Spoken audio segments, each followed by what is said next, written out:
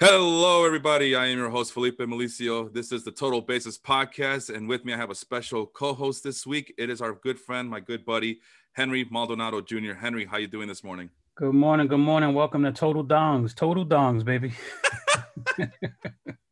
I like how that sounds. What, my laughter? Oh, no, the Total Dongs, I mean? Total Dongs. I like how that sounds.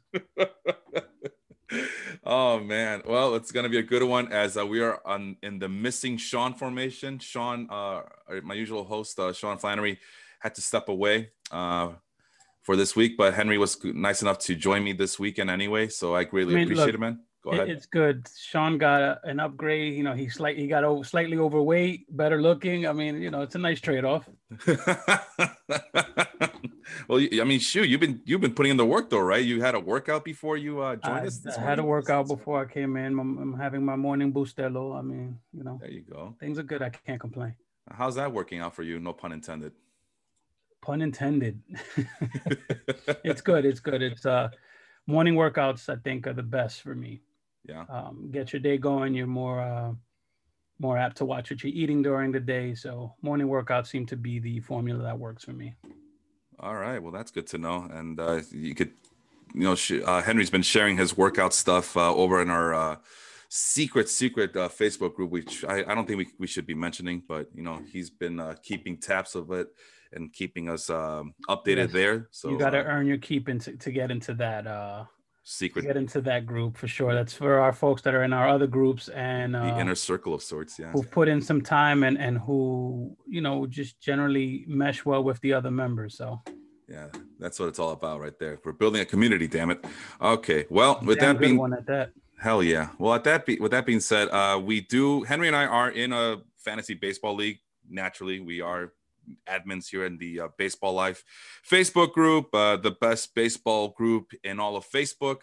Because I said so, because it's the Fact Jack.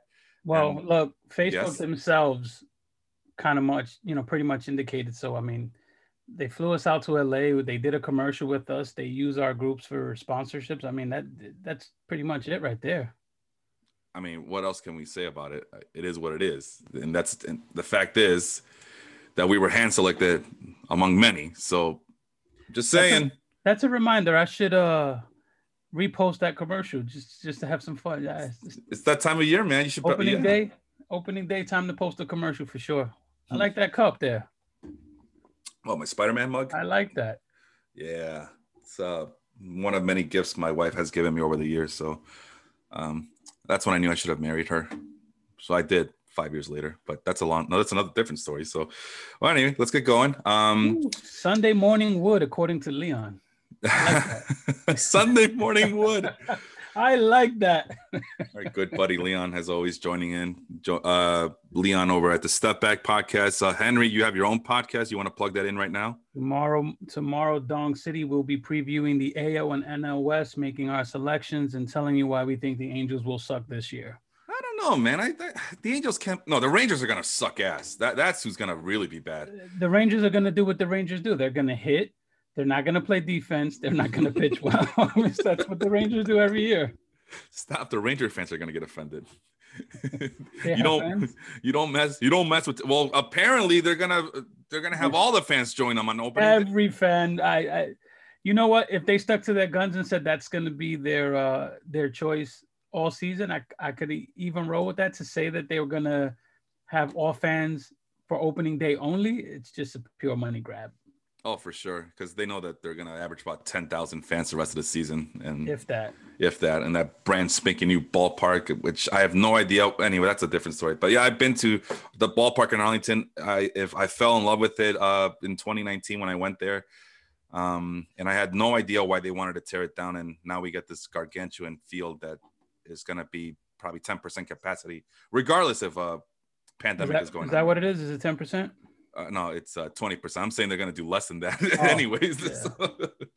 Okay. Well, I don't know if you guys can see my screen, but I have the Fantrax Baseball Life League. As I mentioned, Henry and I are in a fantasy baseball league here. It's a keeper league, and we're trying to go at each other's throats winning this championship. Last year's champion, Aaron, who goes by Aaron Zook on Facebook, won it for the back-to-back. So that meant that I had to go through customs once again, so I can send this stupid banner to Canada. So that's always fun. And I think can find a spot on my wall here for the banner. Well, you got to earn it first, right? So, I got to be allowed to keep my keepers first. Well, keep your keepers, man. You got to get. Well, we'll get to your keepers in a little bit, but let's talk about Matthew Whelan's keepers first. As you can see, yes. He's deeply infatuated with Shohei Ohtani. He went with Shohei Ohtani there. Shohei Ohtani, yeah. This is House Trout, so that's why I know it's him. And let's go check out his keepers. You got first baseman Freddie Freeman, Mike Yastrzemski, and Wander Franco. Those are his hitters. Any qualms with any of his selections there? So let me ask you a question. Wander Franco had minor league eligibility, right? Mm-hmm. So he could have kept Wander Franco and someone else. No, he's right there in minor leagues. Right, but couldn't he have kept two minor leaguers and 3 major leaguers? He could keep 3 major leaguers and as many as 5 minor league players that have to qualify for these minor league slots. So I'm curious as to why he didn't select another major league player. Well, I mean, he got Jacob deGrom, and okay, I didn't see deGrom. Okay, yeah, there's a method to my madness. I like to go hitters first and then go to the pitcher. Sorry about that. I should have warned you. Okay. But Mike Yastrzemski's a particular one I was not expecting. I'll have to see who the rest of his team was, but at this point it's too late. But he went with the surprisingly grandson of legendary baseball player. I forgot his name, but we call him Yaz. Yaz, just Carl Yastrzemski. Thank you so much. That's why I have a co-host. So I don't know. What do you think about that, Henry? Going with I don't remember the rest of his team, but that's pretty surprising. I mean, he's one of those youngsters that came along last year, and he was hot, man. He was all the rage. He's a fun story, you know. He was an MVP candidate for a while. Second generation ball player, you know, his grandfather well known. Yeah. You got 2 center field and right field eligibility. That's right. It's a bold choice. I would have been interested to see who his other options would have been. Yeah, you know what? Let me stop sharing my screen and I'll work on that. But what about Freddie Freeman? I mean, that's a solid choice right there. That's a layup. He's coming off the MVP season. He's surrounded him. He's got a crazy lineup around him. I mean, you'd have to think Ozzie Albies is going to be a contender for comeback player of the year because you know what he can do. Yeah. So Albies should be better. You have Acuna. That lineup is pretty deep, and he's right in the heart of it. So yeah, and Azuna's back too. Layup as a keeper. Yeah, Freeman's a layup for me. And any thoughts on Wander Franco? That kid. Uh-oh. What you got for us? I got some heat for you. For some heat, some Sunday night heat there, brother? Sunday morning heat? Sunday morning wood? Sunday morning wood. Hold on. For those who can't see, Henry's reaching onto his back desk right there and reaching for something. I don't know what it is. It's a surprise. Luis Robert. Oh, he's busting up the rookie cards. Is that what I'm guessing? There it is. Oh, look at that. There it is. It's the return of memorabilia Dong City version. 9.5 rated Wander Franco rookie card, Bowman prospect. I got a couple of them here. So I got a 10 rated Bo Bichette. Oh, look at that. Wait, I'm sorry. When you say the rating, I'm a novice. I don't collect cards like I used to. Can you explain to the folks what 9.5, 10 rating? What is all that? 10 rating is the best. They basically rate the condition of the card, wrinkles, edges, layout, how it's printed, all kinds of stuff like that. So 10 is immaculate. 10 is immaculate. Wander Franco, I got it a 9.5. If he turns out to be who we think he's going to be, that should be worth something someday. Do you believe that he will be who we think he should be? I think Wander Franco will be the best player in baseball within 5 years.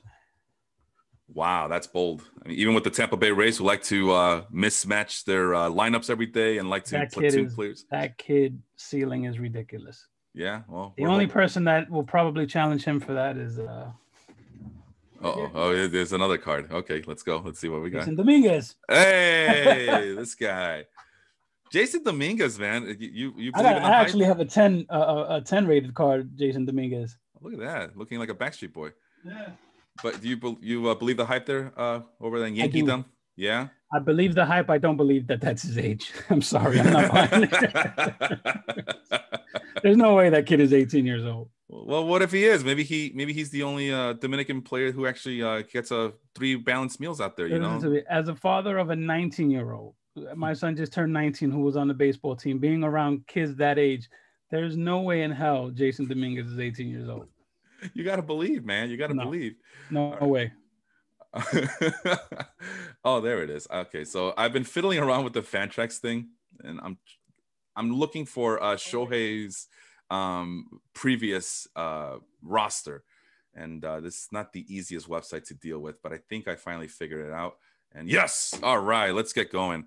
Now I wasn't planning on doing this for the for all the ones, but I mean, we can breeze through this pretty quickly. But yeah. I'm just trying to reshare my screen here. There it is. Can you see it again? I got you. Awesome. Okay, so but we're kind of curious because he went with Mike Jastrzemski, which is but there's Eloy Jimenez. I would have went with Jimenez. I mean, oh, he got Bo Bichette. Wow.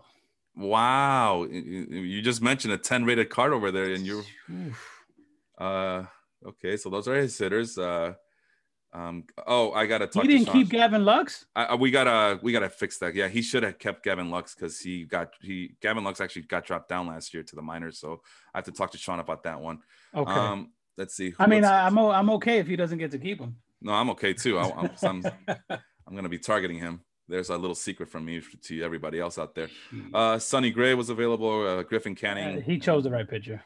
Yeah, but he, Mike Jastrzemski or Sonny Gray. I don't know. Sonny Gray is the more established pitcher, I think. I know you're a Yankees fan and still hate on him because he wasn't as good. No. Oh, don't lie to me, Henry. Come on. I'm a big Sonny Gray fan. You can go back to previous Dong Cities and the baseball chat. Nope.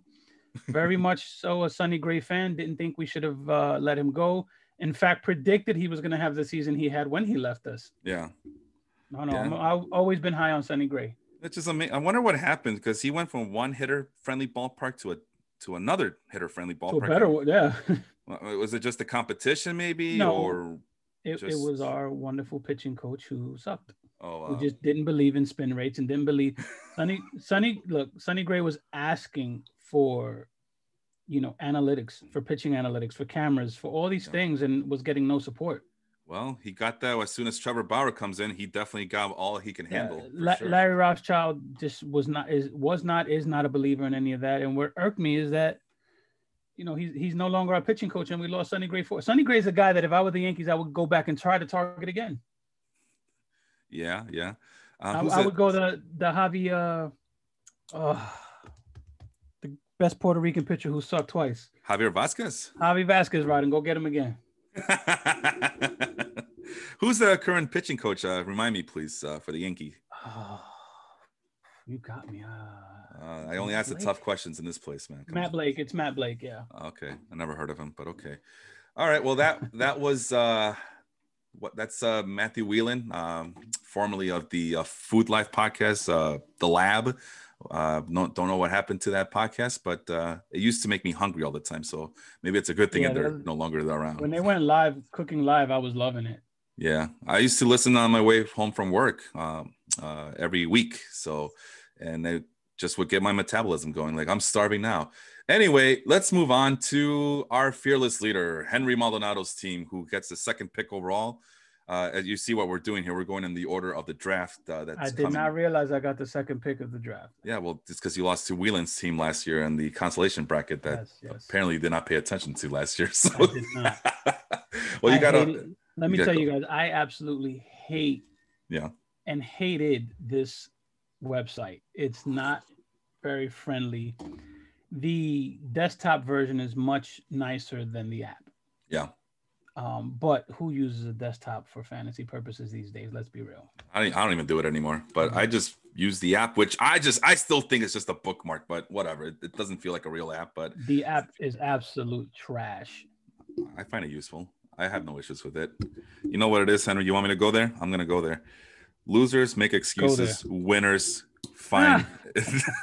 I don't know. You're the one who does all that stuff. You tell me what a good quote would be. I'm not very good with cliches. You tell me. Look, I don't mind losing. I don't like things that make it more difficult. You can't even choose keepers on the app. That says everything right there. That's all. I chose my.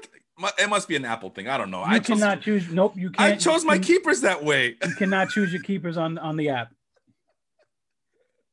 All right. Well, let's figure out who your nominees were. Go ahead. If you remember in our chat, I had to go and use a different browser because it wasn't working with Google Chrome. Do you remember that? Vaguely. Uh-huh. Vaguely. I was going through some other things at that during that time, you know. But anyway, here's your nominees. You got a Matt Olson, you got a Matt Chapman, you got all the Matts who play for the Oakland Athletics. Matt Bushnell, I think, also plays for the So Athletics. everyone knows I'm an Eminem fan. Big Eminem. By Eminem, I mean Matt Olson and Matt Chapman. Oh, I thought you were talking about peanuts or peanut butter or No. There's only one real Eminem, and that's peanuts. The green one. Oh, just right. Peanut. Nothing else. No plain M&Ms. If you don't go with M&M peanuts, you go with Reese's Pieces. That's it. All right, there you go. Some movie candy advice from Henry Maldonado. Awesome. Go ahead. A big Matt Chapman lover, as you guys know. Yeah, gives you morning wood. He is the overall best third baseman in baseball. That's pretty bold. For offense and defense.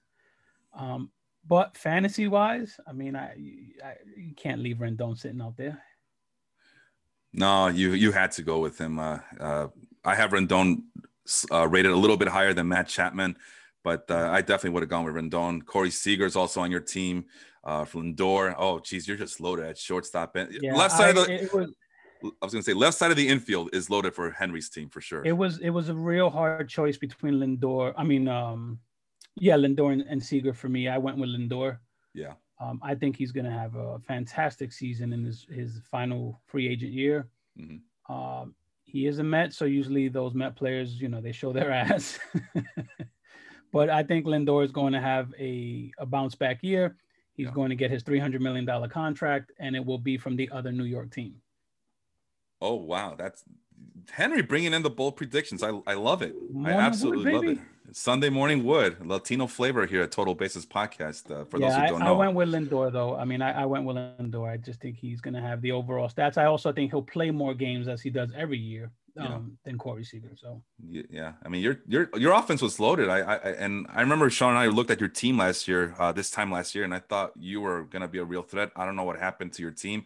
I mean, I know maybe injuries. Stanton. Here's one right here, Giancarlo Stanton. Yeah, Stanton was a guy I wanted to keep. Yeah. The only thing that stopped me from keeping Stanton was that, he's really a DH. Yeah.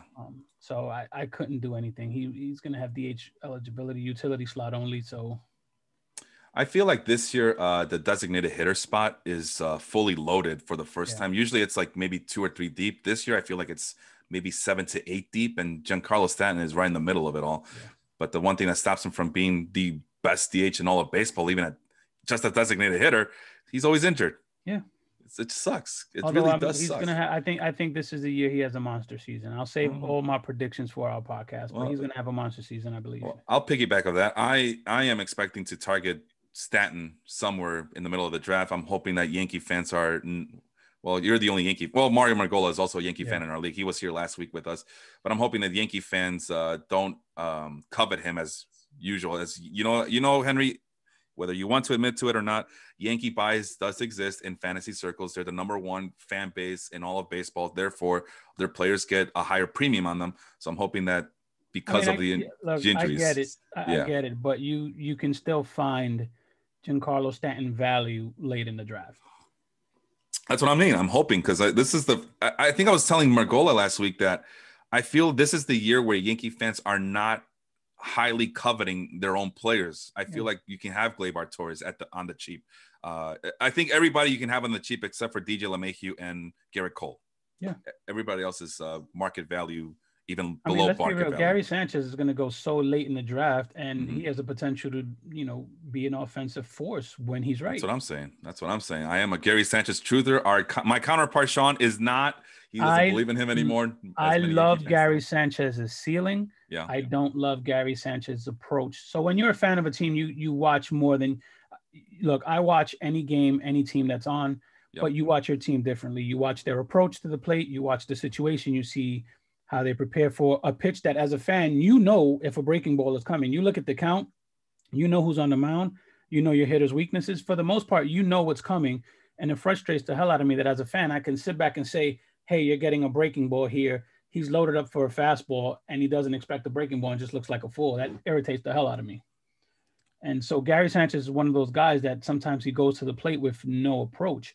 Last season, you were getting mediocre fastballs by this guy. Yeah. I mean, you're talking about 92, 93 just whizzing right by him, and he couldn't catch up with it. I don't know if he was hurt. I don't know if his ego was hurt, but I mean, I expect him to have a bounce back season. Is he going to be the best hitting catcher in baseball? The ceiling is there. I don't know if he will be. That's a big leap from where he can be to where he finished last season. Mm-hmm. That's a big ask, but I think he's going to be an offensive force for that position. All I ask for Gary Sanchez is to just be the most powerful hitting catcher in all of baseball. Give me the 30 home runs and I think you can get that easily, though. 80 RBI. Well, I mean, that's always a hope, right? That's why I always rank him pretty high. But then he shows up, and like you mentioned, he just looks like he forgets how to hit or whatever. That's just it. Gary will hit you 30 home runs in his sleep. He'll turn around, he'll hit 199 doing it, and you're like, what the fuck is going on? Yeah, and that'll mess you up. That will mess you up in fantasy, especially in our league, because we do use batting average as well as on base percentage. So things to consider. The pitchers that you had to select with Trevor Bauer, Clayton Kershaw, Dinelson Lamet. I mean, I don't get it, man. Your team looks pretty damn solid. I don't know why it. Dude, I had a ton of injuries last year. A ton. You lost Clevenger. Damn, dude. And those were guys I didn't drop because of injury. Yeah, and then you were able to keep these guys on the injured list. Yeah, look at the injured list. I mean, those are guys I didn't drop. Well, for those who can't see, it's James Paxton on his injured list, Nate Pearson, Luis Severino, Tommy Conley. I'm in the same boat as you are with Severino because I had Noah Syndergaard. I felt good drafting him, and then boom, Tommy John surgery. Yeah. So we kind of mirror each other in that way. I kept him all season just to see if he was ahead of schedule, but I mean, at this rate, there's no way I could justify adding him knowing he won't be back till maybe August, you know? Yeah, and right now I just flipped it over to the 2021 version of Henry's team page. There's Rendon, there's Lindor. That's a heck of a name. And then Trevor Bauer. And that's I'm comfortable with my keepers. Yeah, I know that there was a controversy with Nate Pearson and Sixto Sanchez not qualifying the minor league slots. But I got to ask you, man, since I have you on the show, when they got called up, why didn't you go after 5 more minor league players that would have qualified in those slots? Because you would have had them for this year. Honestly, I just didn't have a full grasp of our rules and how we were playing. Okay. Because most leagues don't play this way. So, you know, it was more not fully understanding the rules and grabbing more minor leaguers, like you said. Those guys were called up, but I also thought they would be sent back down. There was a lot going on there, and, you know. Yeah, I think the problem here, we probably did this not the dumb thing, but just the risk thing by starting out a brand new league on a brand new website, a brand new keeper league, to add to the top of it during a freaking pandemic. A pandemic year. And I think that really messed up. As you can see, even the commissioners didn't know what to make of it. Sean and I must have been on the phone, on chat, on Zoom, constantly talking about how are we going to set up the league for this year? And then for this year, 2021, how are we going to re-establish the league the way it should have been before the pandemic? And it was just a mess and a headache to deal with. For those who don't know, Felipe, you want to go through our keeper eligibility? Well, in the terms rules of for the minor league. Sorry. So the minor league slots were supposed to be there to protect players who were in the minor league. So I set up a bunch of qualifications for the minor league slots. You have to be in the minor leagues, number one. So if you get called up, you no longer qualify in those slots. But if you do get sent down again, you have to also be under 25 years old if you're one of those players to qualify in those minor league slots, and you have to have less than 150 at bats and less than 50 innings pitched if you're a pitcher. Unfortunately for Henry, he wanted to see if Sixto Sanchez and Nate Pearson could qualify in those minor league slots, and those guys already broke the first rule. They got called up and never got sent back down. So, and my retort was basically when we have if we have expanding rosters continue, those guys like that will be called up most part for experience anyway, and may not be sent back down. And that's the risk you take with those guys. I'm in a league where after September 1st, if your minor leaguers get called up, you're safe. They get kept for next year because they got called up after September. I didn't put those protections in there because I was going to say maybe that's something we should add in. Well, Sean and I are always talking, so we'll see. I definitely want to make some changes to that. Just the call-up thing with expanded rosters just make it a little funky. Yeah. Well, I'm sorry I made it funky for everybody, but it is what it is. We were trying to I personally was trying to make it more automated. It turns out we had to dig in deep anyway for some of these players. Like we just mentioned Gavin Lux, who was not kept. So yeah, I got to text Sean when I see him. Let's just say I hope Sixto and Nate Pearson do not have good years. Well, you never know. They are highly regarded prospects. I think Sixto will have a better year than Pearson. Pearson is in a really tough division in the American League, but well, I guess so is Sanchez. Guys, but because I can't keep them, I hope they suck. All right, let's go move on to Molina Applebaum. I'm assuming that's a reference to A Tribe Called Quest there, I'm assuming. Yes, it has to be. Mike Harvey, the Eastern Washington hip hop fan, apparently. So there's he has your cousin Martin Maldonado on his team. Will Smith. Orale! Will Smith. This is Sean's love crush here at catcher. Yeah, that's not happening. Paul Goldschmidt, Colton Wong, Matt Carpenter. He has every single St. Louis Cardinal known to man. He's got the Cardinals. He wanted to root for his favorite team in fantasy as well, which ended up costing him. So he does have some interesting choices there. I'm interested to see where he went. Yeah, I got Trey Turner, Whit Merrifield, I don't know about Cole Calhoun, or as I like to call him, Austin Spiro. Cole Calhoun, Michael Brantley, Miguel Sano. So he has some guys. He has decent guys. Rafael Devers on his bench. Jazz Chisholm, the hot shot. You kind of wish that his name was Jizz Chisholm. I mean, oh, geez, this is a family-friendly show. It's a Sunday morning, man. People are getting brunch and listening to the show. You should know better. Wood, man. Sunday morning wood, Latino flavor. Sunday morning wood. Put it in your mouth. Hey, he got his minor leaguers: Nolan Gorman, C.J. Abrams, Garrett Cole. I like Cole. Nolan Gorman. Yeah, what do you like about him? Everything. Everything. I'm really high on him. But it's St. Louis. I mean, that's what they do. They get guys like that. They become stars, and then they trade them. They trade them away for. They trade them, or they don't sign them. Yeah, exactly. But they'll get Nolan Arenado and Paul Goldschmidt. So I don't. Ridiculous. That sucks for Nolan Gorman, but now you know that he's a trade piece this upcoming year, or maybe next year. So we'll see how that happens. Or maybe he's the future. I don't know if he plays other positions, but whatever. Garrett Cole, and I think that's all the pitchers I like. Garrett Cole, and that's it. And of course, Alex Reyes is on this team. Yu Darvish. So I don't know, man. He has some guys. I mean, I like Yu Darvish. Yeah. But I think it's a slam dunk on what pitcher you keep there. I mean. Yeah, well, he has to keep 3 of these players. So he has Blake Snell. And he also has Blake Snell. There's another guy who, you look at his team, like, how did he end up being so bad? But, well, let's see who he went with. So there's this 20. Will do that to you. Oh, Mike Harvey getting called out. 2021 version of this fan team page here. Trey Turner. That's the only hitter he keeps, along with Nolan Gorman, C.J. Abrams. Wait, what? Yeah, you saw that list. He had some good guys in there, and he just went with Trey Turner. So that means he went with 2 pitchers. So let's find out who he went with: Garrett Cole and Yu Darvish. I think I would have went with Blake Snell. Really? Yeah, because he's younger, right? Over Darvish. Well, they both play in San Diego, so it's a win-win for him, I guess. Yeah. Well, I mean, I guess matchup-wise, Darvish will be facing the other team's 3. I think he's listed as an ace. Is he really? Yeah. Last I checked roster resource. I will look that up really quick. Yeah, if that's the case, then I would choose Blake Snell for sure. Yeah, interesting strategy there. By both of you guys, different strategy. Go ahead. Going back to my team real quick, I was really high on Lamet.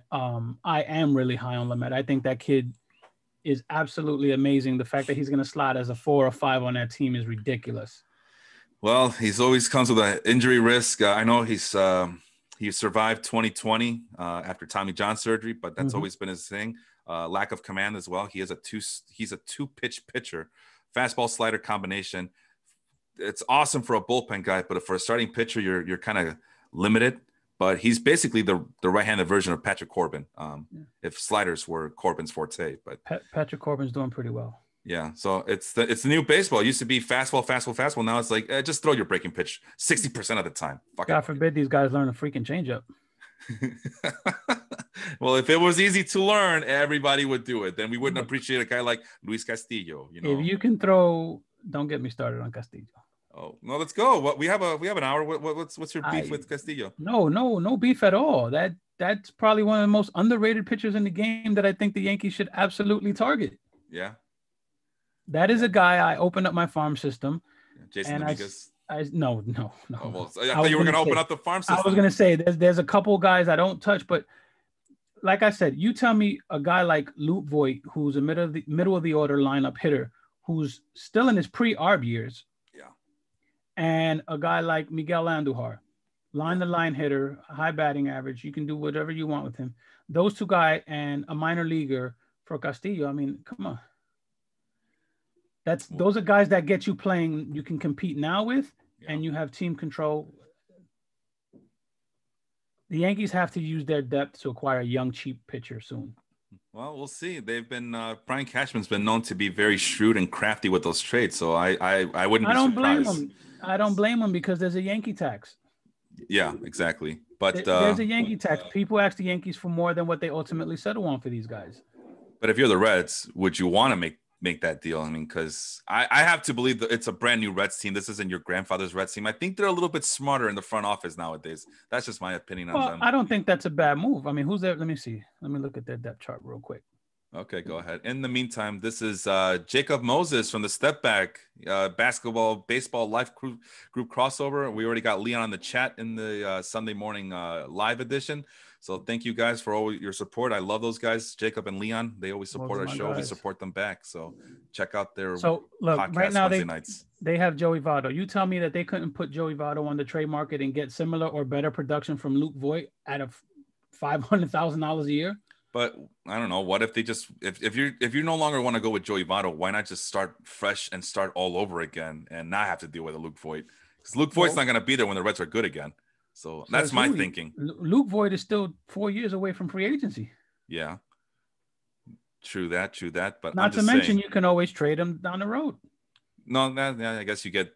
You have Miguel Andujar, who is pretty much Eugenio Suarez, but cheaper. So Andujar can't feel. Come on, man. That's why I said Andujar can feel. I think he has to settle in at a position. The Yankees are doing him a disservice by bouncing him around. That is also true. All right, let's move on to Moses' team. Pete Alonso, he's a Mets fan. So I took all the Mets players away from these guys. So that's why I think he only has Alonso and then Robinson Cano. And I think that might be it for the hitters. Well, he's got Machado. Manny Machado, Javier Baez, who we talked about as well earlier on the podcast or before the podcast. No, that was before the podcast. Before the podcast, right? We were trashing Javier Baez because he's Puerto Rican. Carlos Correa, Ronald Acuna. I mean, dude, these bad teams are pretty stacked, though. What the hell? Whose team is this? This is Moses. This is Jacob. This is not Leon. Leon inherited a team. The Leon inherited a team. We'll get to him eventually, but this is a bad team. I'm sorry. No, he has some guys. Alonso, Javier Baez. Alonso is trash. Okay. I mean, 260. Dom Smith is their best first baseman. Well, he's on my team, so he's out of luck there. Yeah. So, but no, I mean Machado, Baez, Acuna. I mean, he has some guys here. Bryce Harper.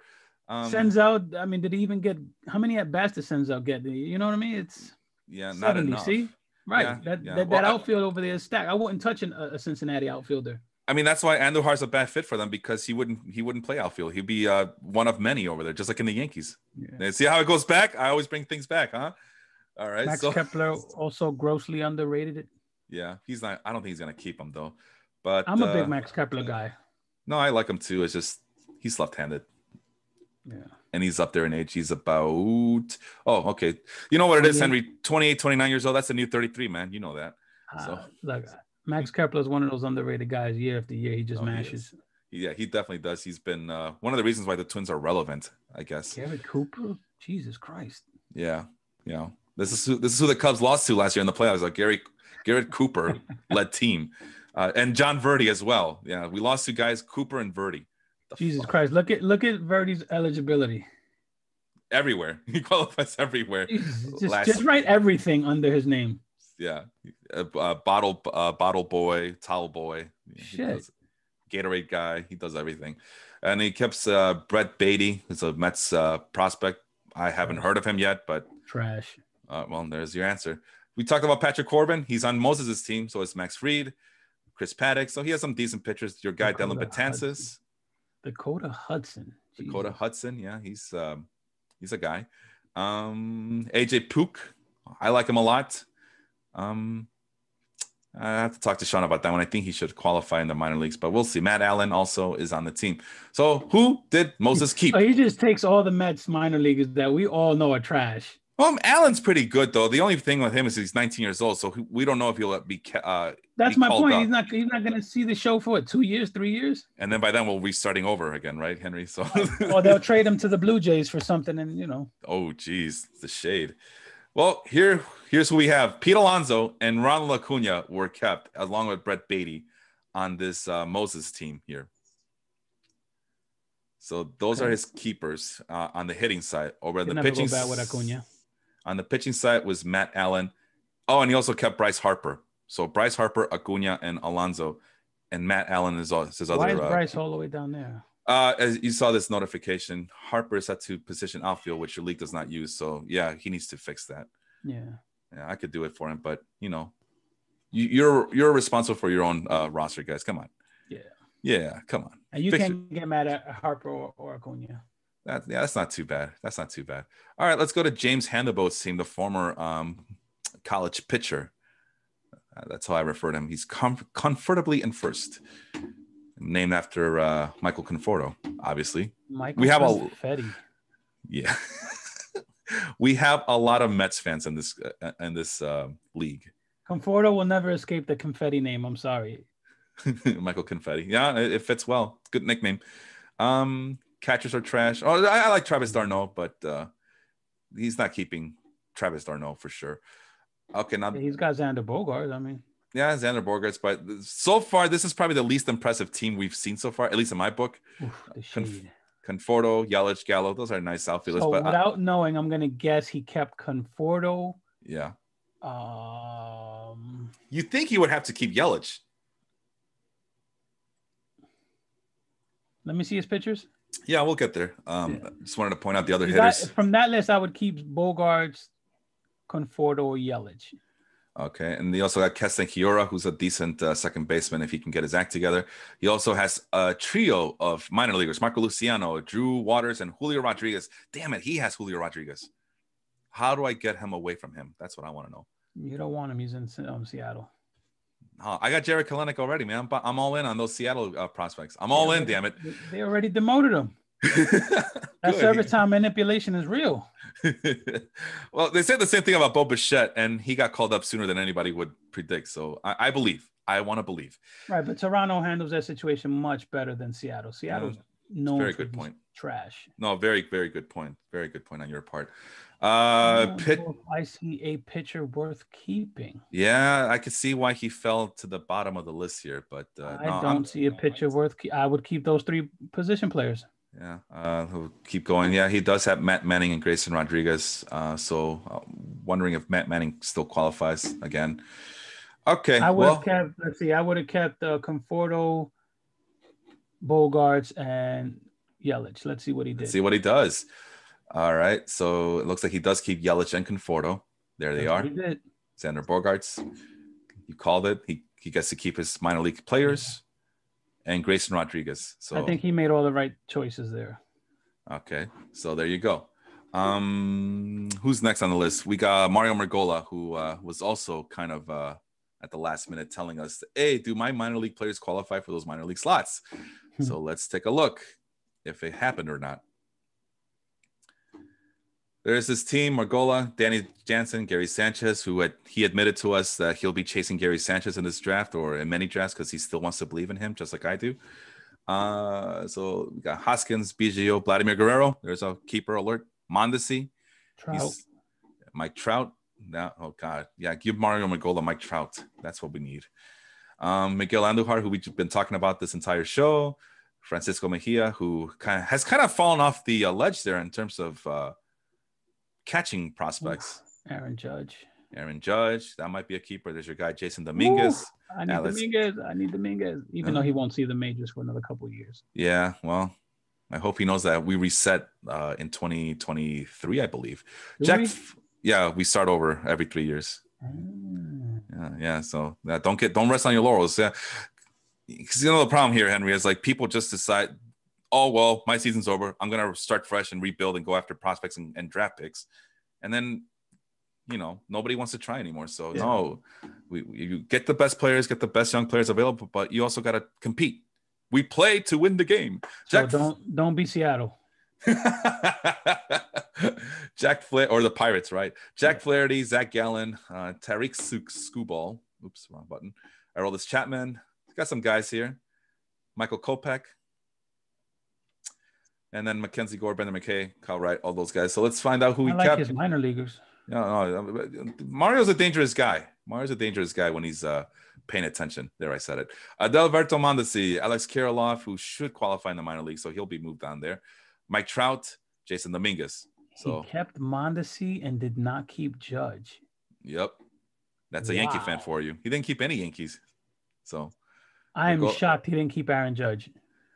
Zach Gallen. Kopech will definitely go to this slot right here along with Mackenzie Gore. So Zach Gallen over, I'm kind of shocked at that one too. He kept shocked he did not keep Jack Flaherty. Or Jack Flaherty. Yeah. So it's an interesting strategy from our beloved fantasy expert who currently writes for Fantasy Pros and has his own fantasy website as well. So I would love to hear the explanation on those keepers. Yeah. Well, if you're listening, if you come join us because we want answers. Who's Smoking Aces? I forgot who Smoking Aces was. Is that hell of a movie though? With Jeremy Piven. The list of stars in that movie is ridiculous. Yeah, I like that movie. That movie was amazing to me. Yeah, it doesn't get enough. Well, at this point, it's an underrated film. So yeah. Oh, okay. This definitely is Leon's team. So let's take a look. This was our guy by accident. No, it changed. No. This is Jim Gravy's team from last year. This is who Leon, what do you call it? This is who Leon inherited. So Leon, if you're listening, we're about to drill holes in your logic here.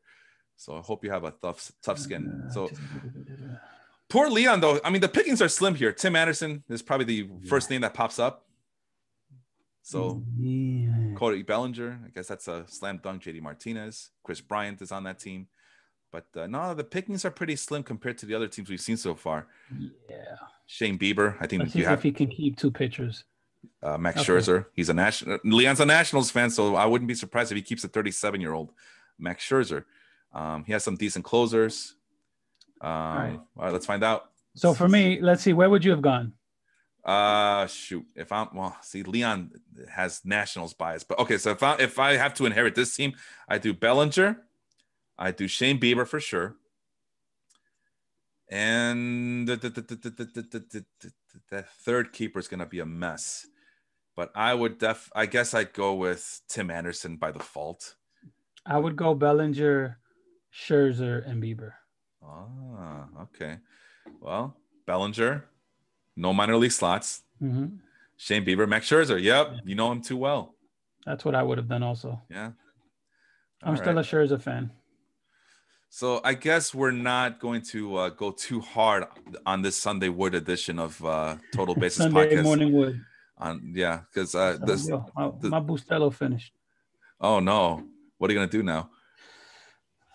High quality H2O. There you go. Andrew O'Sullivan, our favorite Irish person. He's also a Mets fan. He's the umpteenth Mets fan we're gonna mention today. He pissed off all the Irish fans. Today, it's coming. Oh, Notre Dame Fighting Irish or no? I mean all the Irish people in the group. St. Patrick's Day Irish, yeah. Right around the corner. Today is Pie Day, by the way. You're gonna have a piece of pie today, Henry? No, I'm not having pie today. Go treat yourself, man. Come on, do it for the gram. Do it for us. Do it for Food Life. I cheated myself on Pizza Fridays. Damn, dude. So I guess that's only pie. That's a pie that I was having. I didn't have a whole pie, but different kind of pie. Yeah. Right. As you guys in Chicago love to slam on New York foldable pizza. I mean, it becomes a taco at that point. Come on. I mean, casseroles, bro. Come on. It's a hell of a meal, though. I mean, when that deep dish comes out, you're in a festive occasion. I'll tell you that much. If I gotta get a fork and a knife to eat my pizza, I don't want it. Well, what are you, an animal? Why don't you want that greasiness in your hands and your? That's pores? Absolutely what I want. Yes. Sick bastards. Carlos Santana, not the guitarist, just the former Indians first baseman. Brandon Lau, Nolan Arenado. Is that your first keeper right there, Henry? Fuck him. Okay, let's move on. Nolan Arenado. Why do you hate Arenado? Remind the people out there why you don't like him. I do not hate Arenado. I think Arenado is the best defender at third base anyone alive will see. Better than Matt Chapman? No. Nolan Arenado is the best defender out there. Here's except why. for Matt Chapman. I think Arenado's his length of defensive dominance obviously surpasses Chapman. I think right now I'll take Chapman's defense over Arenado. That's what I mean. Does that make sense? I guess. As far as offensive, I think Nolan Arenado is probably the most overrated offensive player I have seen in like the last 10 years. Wow. Yeah, he does. I mean, those splits, come on, those splits just they're blatant. Yeah. I also think that a lot of Arenado's high marks from the fans, baseball fans in general, just comes from the fact that he's always on highlight shows. Right. And that comes from him being such a freaking wizard defensively. Yeah. So basically, the Coors effect is legit. Come on. Oh yeah. I mean, hey, you know what? It created DJ LeMahieu's career. So it did not. It kind of did. You look at DJ splits, he was the same player now that he was then. No, I was talking more like because Cub fans would like to go after, I think it was Theo Epstein for trading him away for Ian Stewart. Mm-hmm. I would love to see what he was doing in the minor leagues because if he was so good, I don't think he would have gotten traded in the first place. That's just my opinion. I mean, look, GMs miss on guys all the time. Exactly. Sometimes they just take that leap that no one saw coming. But my thing with DJ LeMahieu, yes, of course, the splits. I mean, he has a good approach. He's a line drive hitter no matter where he hits, right? Absolutely. But the fact that he plays for 2 hitter-friendly ballparks, that basically saved his career from total oblivion. I don't know, man. He's a line-to-line hitter. He hits the gaps. His approach is amazing. He hits it up the middle all the time. I'm just saying, there's a thin line between Tommy La Stella and DJ LeMahieu, and I think DJ got let's face it, he benefited. But he also took advantage of his surroundings, and he's one of the best hitters in all of baseball because of it. I would tell you to take a deep dive at his spray chart. No, I understand. I get it. I'm just saying, there's something to be said about DJ is a guy factors. I will defend with his spray chart. I mean, and I'm actually trying to compliment the guy. You're making me sound like I'm bashing the poor man. I like him. I love DJ. He's my number one second baseman.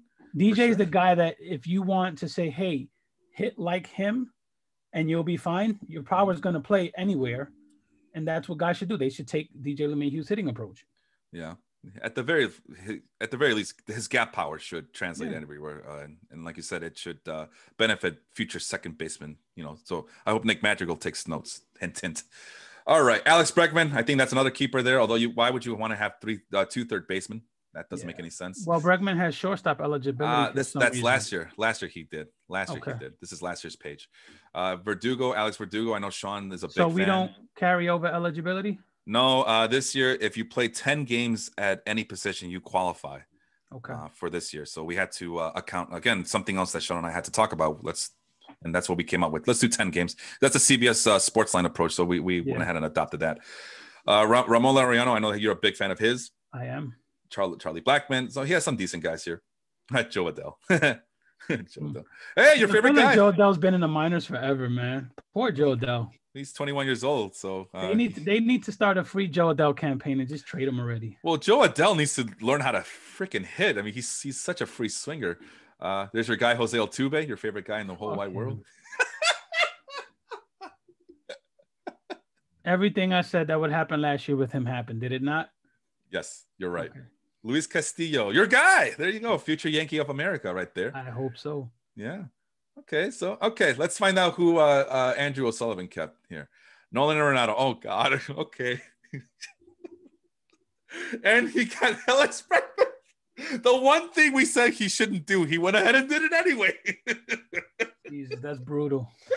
Oh, my God. Andrew, we love you, man, but come on. That's come on, dude. You got to go with one or the other, and I probably would have went with Bregman. Yeah, well, first of all, Arenado's 29. As you know, 29 is a new 33 years old. I would have went with Bregman. Man, oh, man.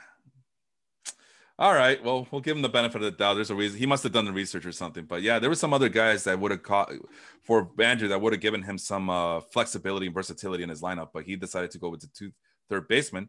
At least he now has free will to concentrate on all the other positions. But I mean, that you talk about trying to find a positive there. Damn. All right. Well, and he has 3 minor leaguers, so at least he has Please that. Tell me he kept Castillo. Hey, the one thing we approve of, right there. All right. So that's Andrew O'Sullivan. He looks He's gonna corner the third base market, pun intended there as well. Yeah. All right, let's go to our guy, our co-commissioner, Mad Dog Madrigal, Sean Flannery Connery III. It's Mad Dog Madrigal, another Mets fan. We have all Mets fans all the time. With the worst profile pic of them all.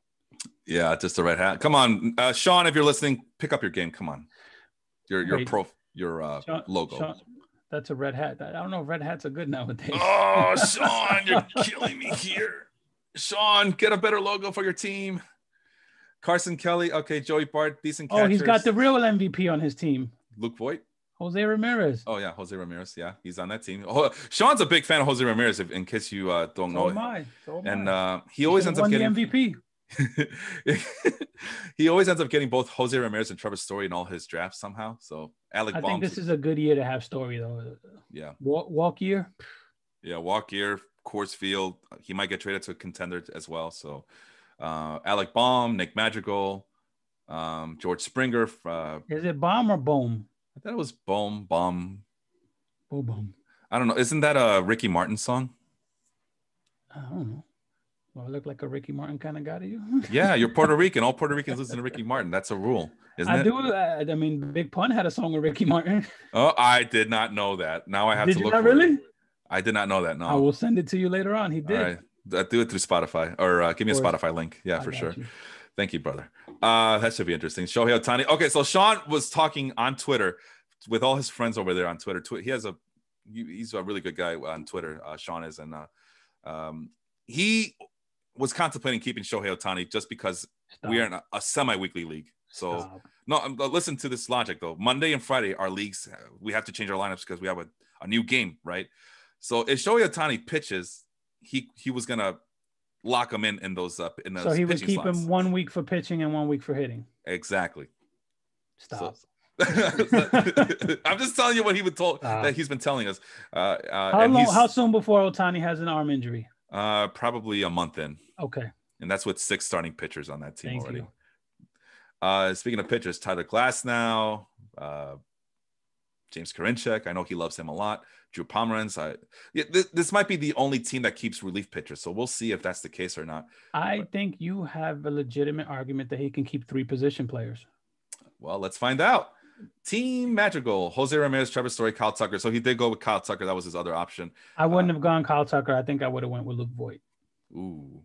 Well, first baseman, man. They're a dime a dozen this year. Yeah, but that's a lot. He was the most productive first baseman of them all. That is true. He to Sean's credit, he has been on the Luke Voigt train for a while now, and he would definitely pick him over Jose Abreu. I agree with that. Better value and all that. And Voigt's younger as well. So Francisco Alvarez, Andrew Vaughn, Austin Martin, Spencer Torkelson, and JJ Bleday. Got some really good minor leaguers. He does his homework, man. He's in all those dynasty leagues, so be careful with him. So the only thing I have is that 19-year-old, 21-year-old. We'll see if they get called up before we have to start over. But I believe in Sean. And that's it. No pitchers. So he's going to start fresh with pitchers next year. Moving on to, my favorite team of them all, Fran Mil Muertes. Felipe Malicio's team. Let's see what he did.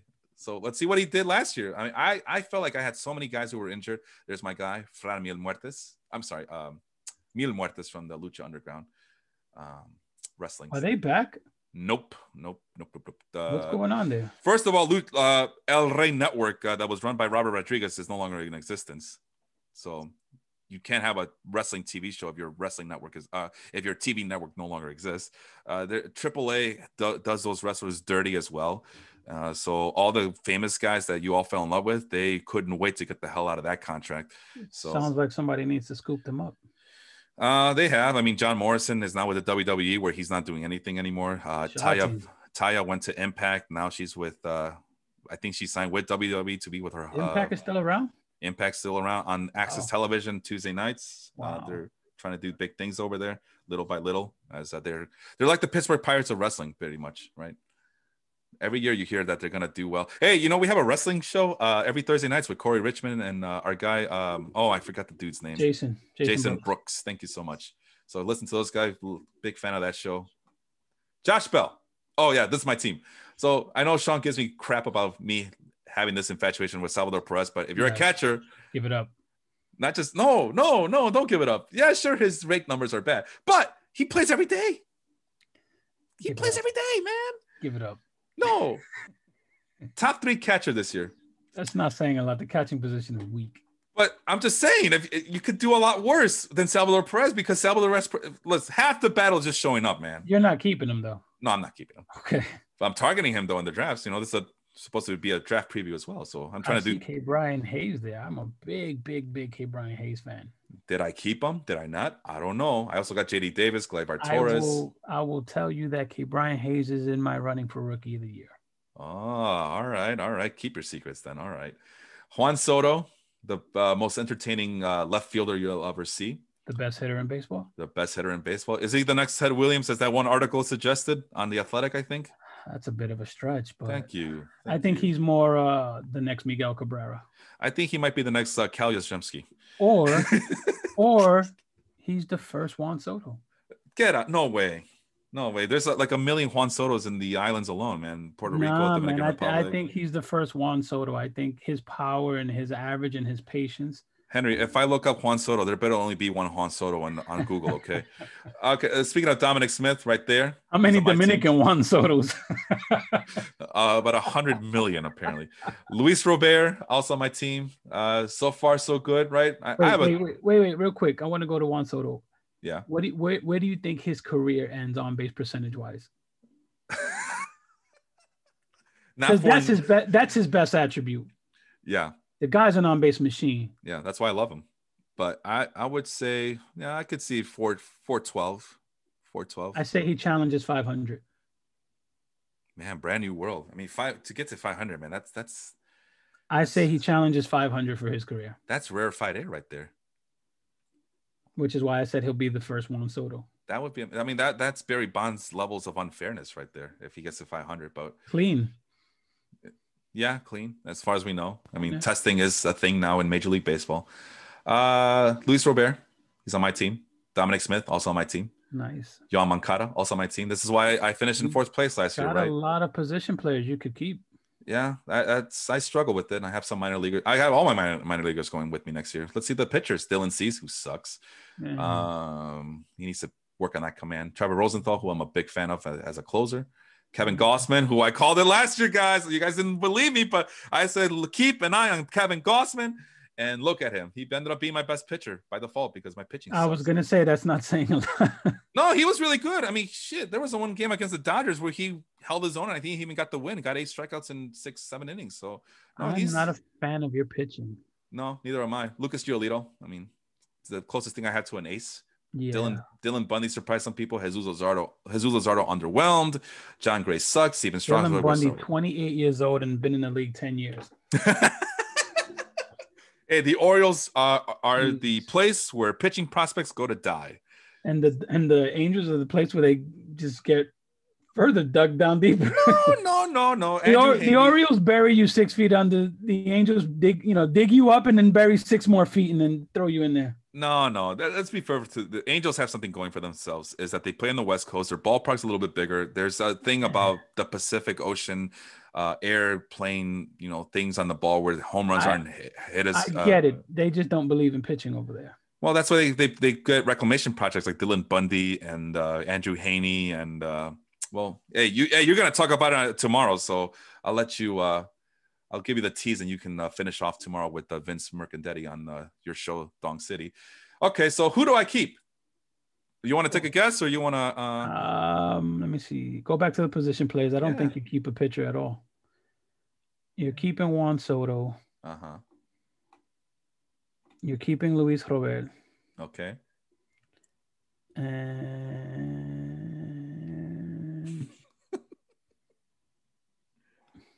you wouldn't keep Dom Smith. Like you said, you can get a first baseman anywhere. Yeah, plus playing time's always a question. With Maybe you do keep a pitcher. Okay. Which pitcher?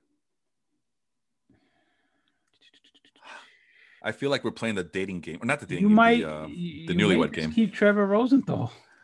All right. Well, let's see what happened. No, I went with Torres because I'm a big. You went with Gleyber. Wow. Yeah, and as you can see, there is no Luis Robert here.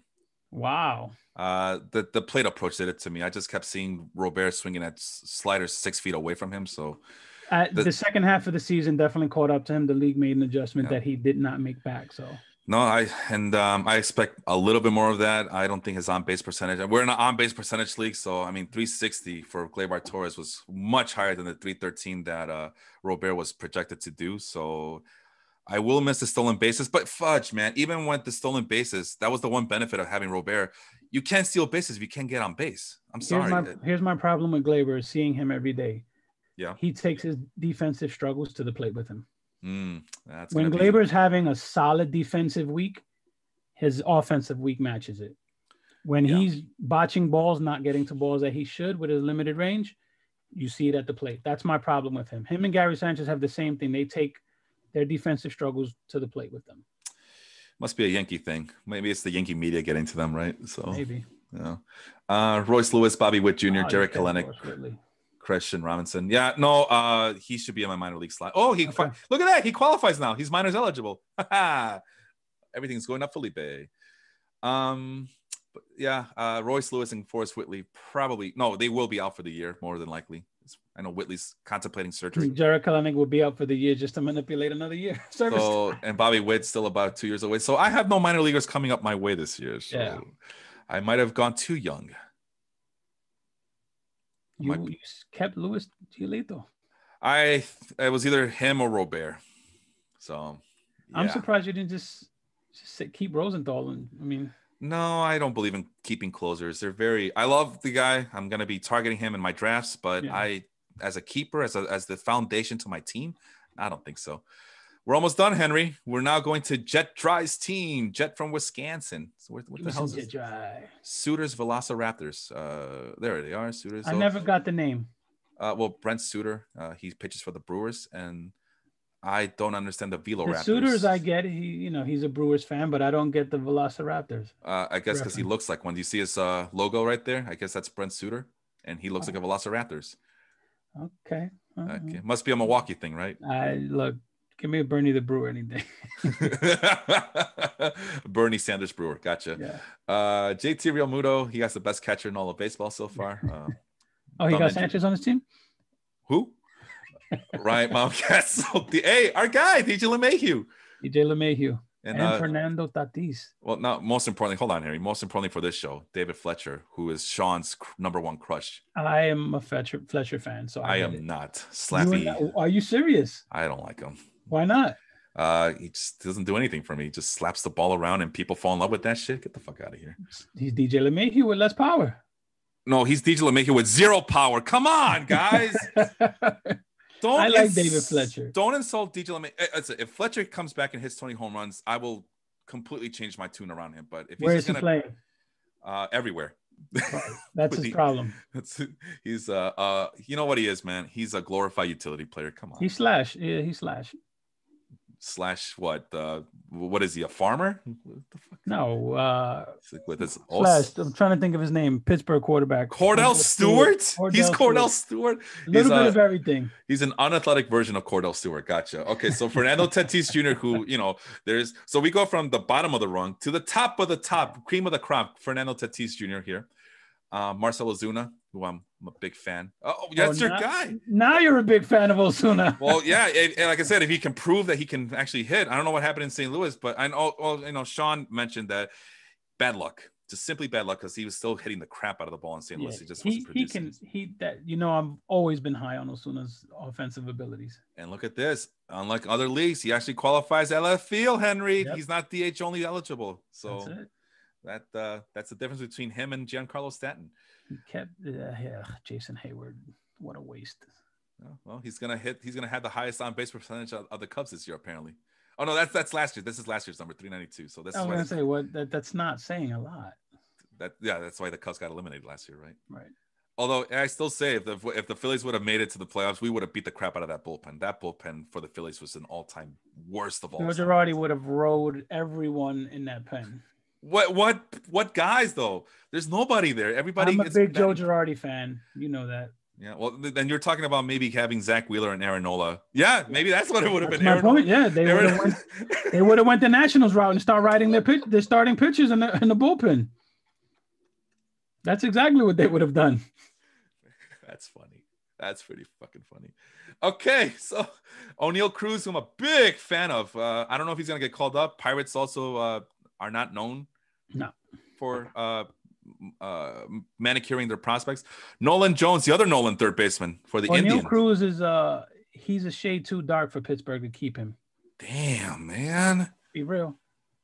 Well, then how do you explain Brian Hayes, you racist? They'll trade him. If his name would have been Pierogi Cruz, he would have been kept, right? Absolutely.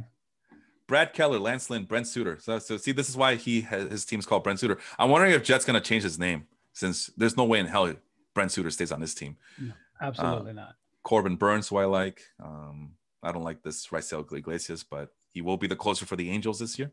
He's like, that's a guy that just gets more opportunities than he deserves. I'm sorry. Yeah, I'm preaching to the choir here. Some decent pitchers: Brandon Woodruff and Renola Kenta Maeda, Nick Lodolo. The always underrated Kenta Maeda. Yeah, so I wonder who he keeps at pitcher. Let's find out. He has some good ones out there. And he went with two position players. No, he went with 3.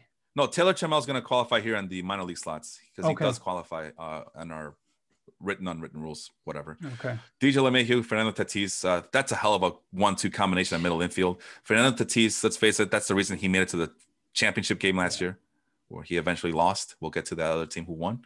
And he went with strong. I'm sorry, what was that? Up the middle, he's strong.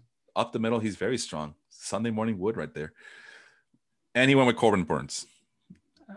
He's not even the best. I'm sorry, dude. He's not even the best pitcher on his own team for the Brewers. That's fandom talking. No, well, if that's the case, why not go with Brandon Woodruff, who I think is the best pitcher on the Brewers? I don't understand keeping him. Well, no, you said it's fandom, but I just don't. Why would he keep the? I wouldn't have kept either one. Aaron Nola, then, right? He should have gone with Aaron Nola. Absolutely. Well, you know what that means, Henry. A good opportunity for you to get Aaron Nola. Yeah. So there it is. That's Jets team looking strong because of Fernando Tatis. So, and we finally get to the finish line here. Chicks stick the long ball. Our fearless co-commissioner, Aaron Zuccarello. I think that's her name. No, that's not her name.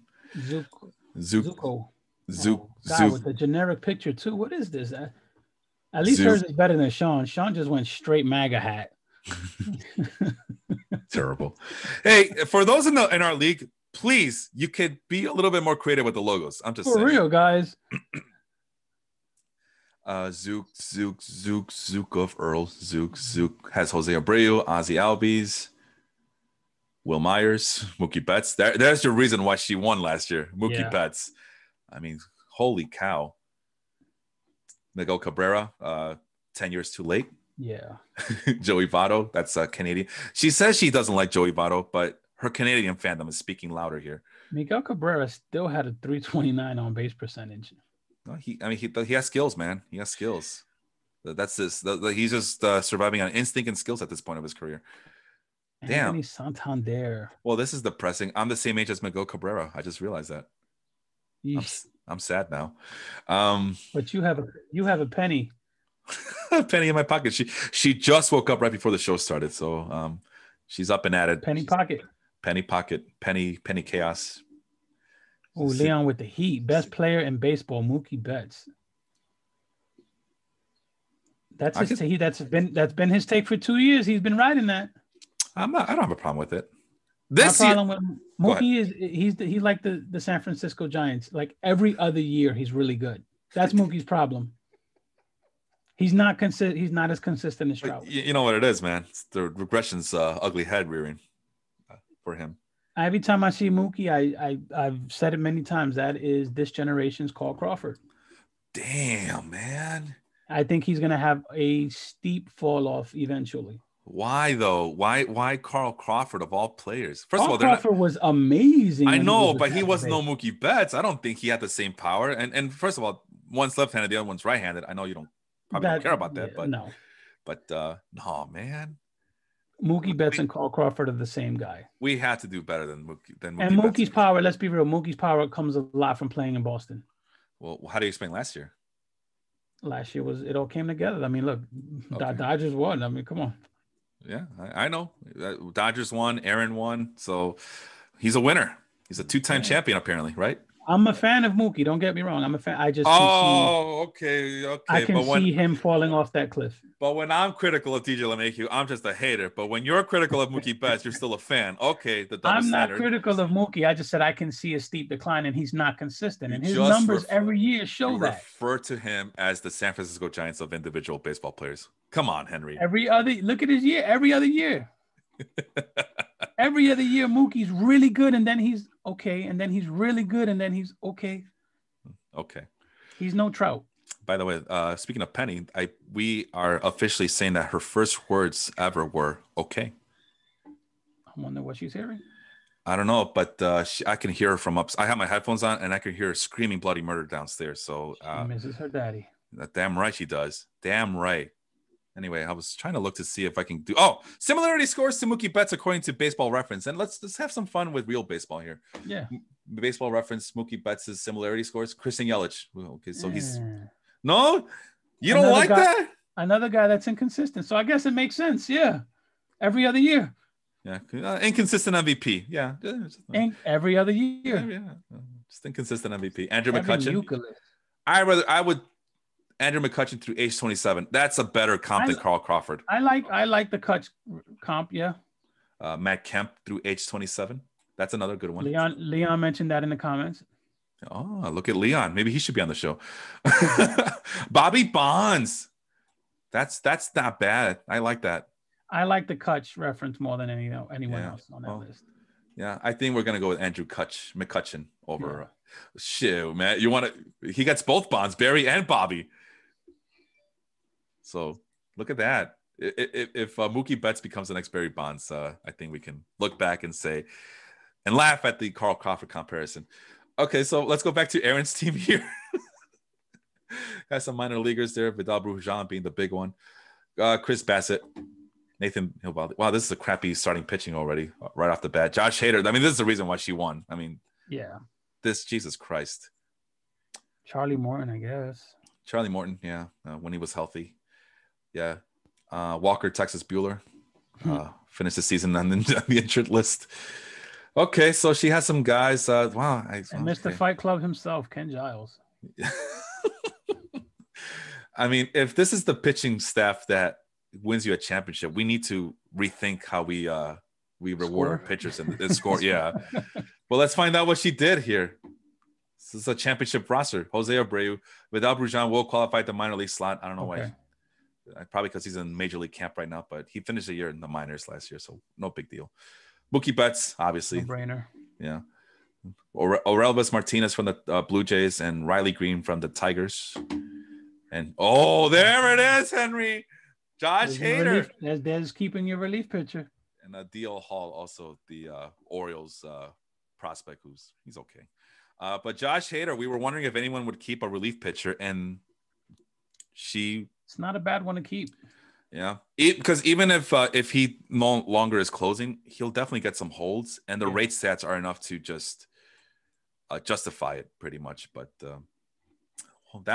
I wasn't expecting anybody to keep any relief pitchers, but this is why Aaron won. That she likes to keep her secrets to herself. If we kept one though, that would be one to keep. Absolutely. How long before he gets traded? From the Brewer? Yeah. Man, if he gets traded, I'd be very surprised. But he gets traded this season. You think so? Yep. What's his contract situation? I don't memorize the contracts. I'll tell you right now. Okay. In the meantime, I'll go to another page as we quickly figure out, all the players that were kept. Now let's find out all the players who were not kept. And right off the bat, Aaron Nola, Lance Lynn, Whit Merrifield, Manny Machado. I can't believe Aaron Nola wasn't kept. Well, Jet, I'm not going to question his decisions. He did make it to the championship game last year. He wanted to go with the second best starting pitcher for the Milwaukee Brewers, even though he has Brandon Woodruff. Traded. Josh Hader's getting traded. What's the situation there? This is ARB 2 year. Oh, boy. Well, hey, listen, the Brewers have the pitching. If they really want to win that division, they just have to tweak their lineup a little bit more, get some big bats. And I think that division is theirs for the taking, but they want to play these dumbass games, so they get dumbass prices. I got an MLB update alert about the often talked about Miguel Andujar. Mm-hmm. He is to see a specialist this week for general soreness in his right hand and wrist. Did you say general soreness? General soreness. He is an NBA player now. My leader. The Derrick Rose of Major League Baseball is Miguel Andujar. Holy crap. He is an NBA player now. General soreness. General soreness. Yes, reporting to duty, sir. General soreness. I play hard for the city. I play for the snow shovelers and the landscapers out there for my city. It's interesting that it's his hand and his wrist, though. Oh, that's not good. No. That's not good. Anyway, it's both. It's not one or the other, but no, he had to deal with the shoulder injury, which was already an uphill battle for him. You know, playing third base, already a bad fielding third baseman. Yeah, this is not good for him. This is a failed project in the Yankees at this point if it's going to be his hand and wrist, because you kind of need those to hit.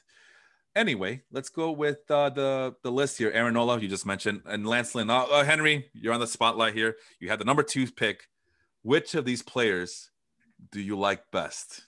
Come on. If I didn't have Rendon, obviously I would say Machado. Oh, yeah. Interesting. So you're going to go pitcher then? Spill the tea. Come on. Give me I don't something know good. if I like Lynn. I love Nola. I don't know if I love him enough to be the number 2 pick. I will tell you this much. I don't think Wheelin's going to draft Nola. There's no way. I think I like Flaherty more than I like Nola. Oh, snap. Okay. Yeah, I think I like Flaherty more than Nola. All right. So how was Jose Berrios that high? Stop. Showing up is half the battle, bro. Stop. I think it's more of an accumulation of stats than being good at anything in particular. So we do have some counting stats that we need to account for. So that's probably why he's projected higher on this list, according to Fantrax. So yeah, based on our scoring system. I like Jose Berrios. I don't think I would touch him with like the first 10 picks. No, this is second round territory if we are to go vanilla with these pitchers and these Do you hitters. really think he would be drafted in the second round? There's no way. Exactly. And this would be the virtual 5th round. So maybe in the 5th, even in the 5th round, that might be too high, right? 10 picks in before you even look at Berrios. So based on Wheelin's team, he has Freddie Freeman, Mike Yastrzemski, and Wander Franco. There's a good chance that Manny Machado might be the number 1 pick overall. He should take Manny Machado. Yeah, but knowing Wheelan, he's a wild card, bro. He's like you heard of Smoking Aces. This is the wild card. He's the Joker, right? He might just get out of here. That was stolen bases, man. It has to be. I don't get it. And triples and doubles because we keep individual count of those. He might just go and get Walker Buehler, Texas Ranger. Just because he's young. That wouldn't be a bad choice. Yeah. So you would say, what would you say you would do? You would go with Jack Flaherty, maybe? I might go with Flaherty, yeah. You heard it here first. So when that clock starts, Maldonado he's already has a strategy set. Jack Flaherty, the bulldog pitcher from the Cardinal. Or I'm bluffing. Why would you do that? Carlos Carrasco's on this list, who is on his way for Tommy John surgery. Yeah. That's Mets curse right there for you. Is it the Mets curse or is it Cleveland getting out early on a pitcher again? Oh, that's a really good point because he did the same with Mike Clevinger and Trevor Bauer. And there's more. Corey Kluber. Kluber was already on the downslip. But let's be real, he wasn't injured when he was with the Indians. No. They got rid of him before he got hurt. No, but he was already overused then. That's my point. They got rid of him before injury set in. But we'll give Indians. Well, they're very good at. I always refer to them as the pitching factory. They're very good at bringing up pitchers and developing them, and they are very good at throwing them out like a used condom. So we'll give them Justin Shane Bieber gets traded this offseason, watch out for the injury next season. Justin Shane Bieber. I like that. I like that a lot. I'm gonna call him that every show now. I'm just gonna refer to him as Justin Shane Bieber. Justin Shane Bieber. That's the best way to do it. Leon wants to know if Miguel Andujar got carpal tunnel from handling wood. Hey, he doesn't handle enough wood. That's the problem. Yeah, he's always hurt. No, he never plays. Well, that too. Yeah, for sure. Let's finish up. I do believe guys who play more, the young guys who play more generally get hurt less. Interesting. I feel like it's the opposite. I think if you sit guys and rest them in baseball too much, I think those guys end up getting hurt more. It's an interesting theory. I have to keep an eye on that. But I mean, the Yankees, I mean, I feel like the Yankees always rest their starters like Sunday afternoons or whatever. So it's hard when you have like the biggest position player to ever play the game. You have to find a way to, you know, curtail him. Like, I don't understand why Stanton is DHing. I would be rotating Stanton and Judge, right field, and DH. Yeah. It's not like Stanton is a bad outfielder. Yeah, you would think he's a good defensive outfielder. Yeah, I agree with you. You would think they would just rotate everybody. Gary Sanchez as well, give him a break from catching, and just absolutely. I mean, that's what I would alternate Judge and Stanton to make sure neither one of them plays, you know, every day in the field. Interesting. You would think that theoretically speaking, that's how the DH spot would work, but apparently some teams just like to plant those guys full time at DH. So which I always hated. I always thought it was stupid. Yeah. Anyway. Tyler Glasnow, Ozzie Albies. Those are some of the other guys that are available. Your guy Sonny Gray also available. Zach Wheeler, who's very high on Ozzie Albies. Yeah, you like him? Very, very high on Ozzie. This show doesn't like him at all. So really, you guys don't like him, neither one of you. We think I want to believe in him, but I've been burned by him before, and I'm just looking at some of his numbers, and he's very inconsistent, especially in a non-base league. If he could just show me that he could consistently get to 330 on base percentage, it would be justifiable. But we've seen him do sub 320 on base percentage. And it's the same thing with Luis Robert. You can't steal bases if you can't get on base. And I think it's more hype than substance. Sean hates him even more than I do. I still want to believe in him because he's still young, but he needs to show me something. And that's why I have DJ LeMahieu as the number one second baseman, and Albies is like the default number two. But it's I'm a big Ozzie Albies fan. I think explain to the people better. Why. I like him a lot. I think he's young. He can give you some pop. He can get you some stolen bases. He's not going to get you the stolen bases Acuna is going to get you. Mm-hmm. I think he can be a 30-30 guy. Oh, Jesus. Well, he needs to be a lot more consistent than he has shown to be a 30-30 guy. I think he can be a 30-30 guy. Listen, man, if he becomes a 15-15 guy, I would be higher on him, but he's not. He's shown that he's very inconsistent. So, but you know, he's still young. He's only 24, 25 years old. I was just about to say he's very young. I think he can be a 30-30 guy. Yeah, so he has time to. He's got a lot of Alfonso Soriano potential in him. Oh wow, I don't know all about that, but you know, they both play second base at one point, so maybe that's where you're coming from. So, Sandy Alcantara. I don't know if he's going to hit 400 home runs in his career. But no, Albies is not going to hit 400 home runs. I mean, he's off to a great start because the Braves called him up and gave him a cheap contract. So, you know, that's what I wanted to ask you, or just anyone in general. But with all these stupid ass teams doing this manipulation nonsense, and now you're waiting till they're 23, 24, 25 years old for them to be called up just to manipulate that. I feel like that's really messing up these guys' careers and a shot to get into the Hall of Fame, because if you're not showing up in Major League Baseball to start padding those stats, what good are you in terms in the eyes of the Hall of Fame? The problem with that is I think the voters and the fans are getting smarter, and they're starting to not believe in counting stats as much as, you know, averages and analytical stats. Like, yo, this guy's peak was absolutely amazing. I think once Andrew Jones gets into the Hall of Fame, that will be justified. But I think the voters in general are just smarter, and they say, hey, this guy's peak was, you know, comparable to this player here. Mm-hmm. I think we've looked past, you know, longevity and counting stats and those, you know, milestone 3,000 hits, you know, 500 home runs. I think we're starting to look past those numbers. Man, I hope you're right. I want to share your optimism, but it seems like that's always going to be the magic numbers: 3,000 hits, 500 home runs, 3,000 strikeouts, 300 wins.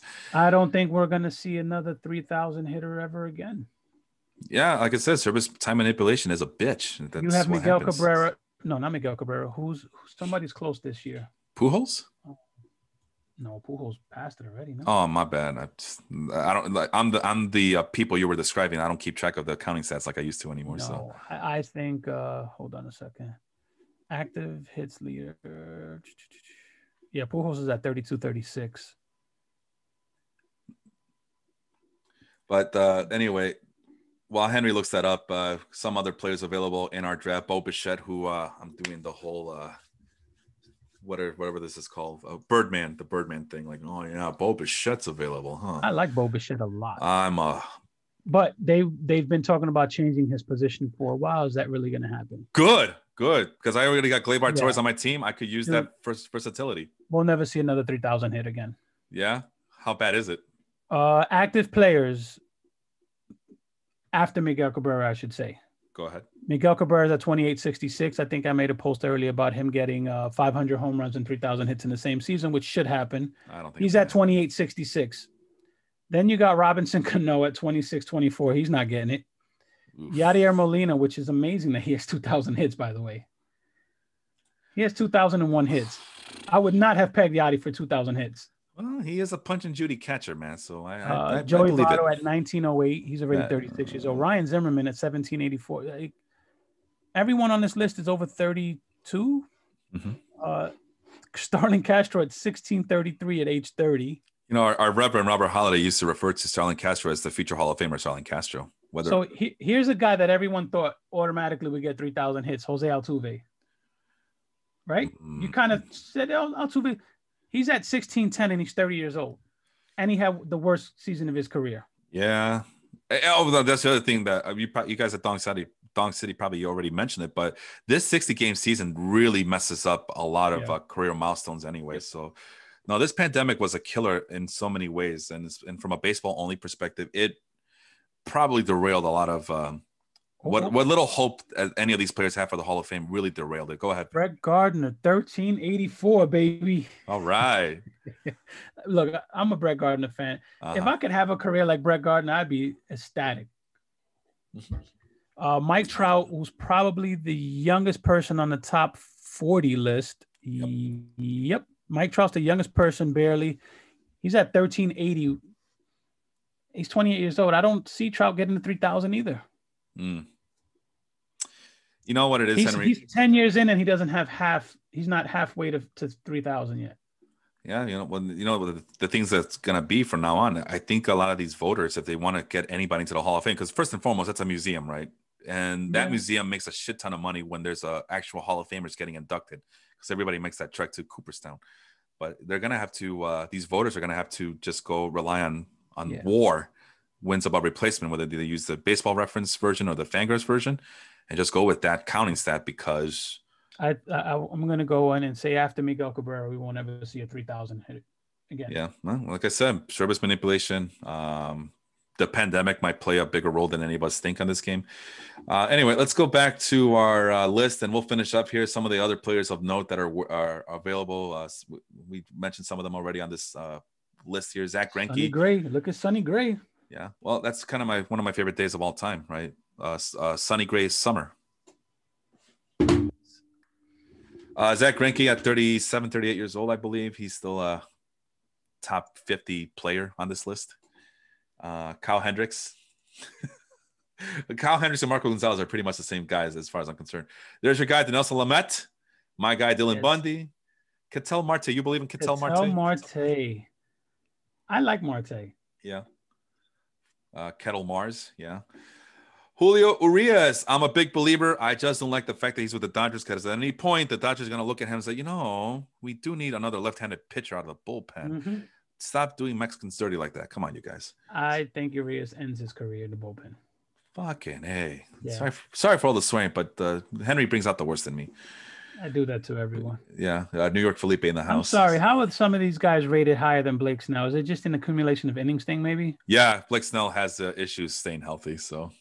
He doesn't have an issue staying healthy. Yeah, his issue was Tampa Bay not using him past 2 times in a lineup issue. That's also true. Yeah, that's also true. Tampa Bay just did not let him face that lineup more than twice, no matter what.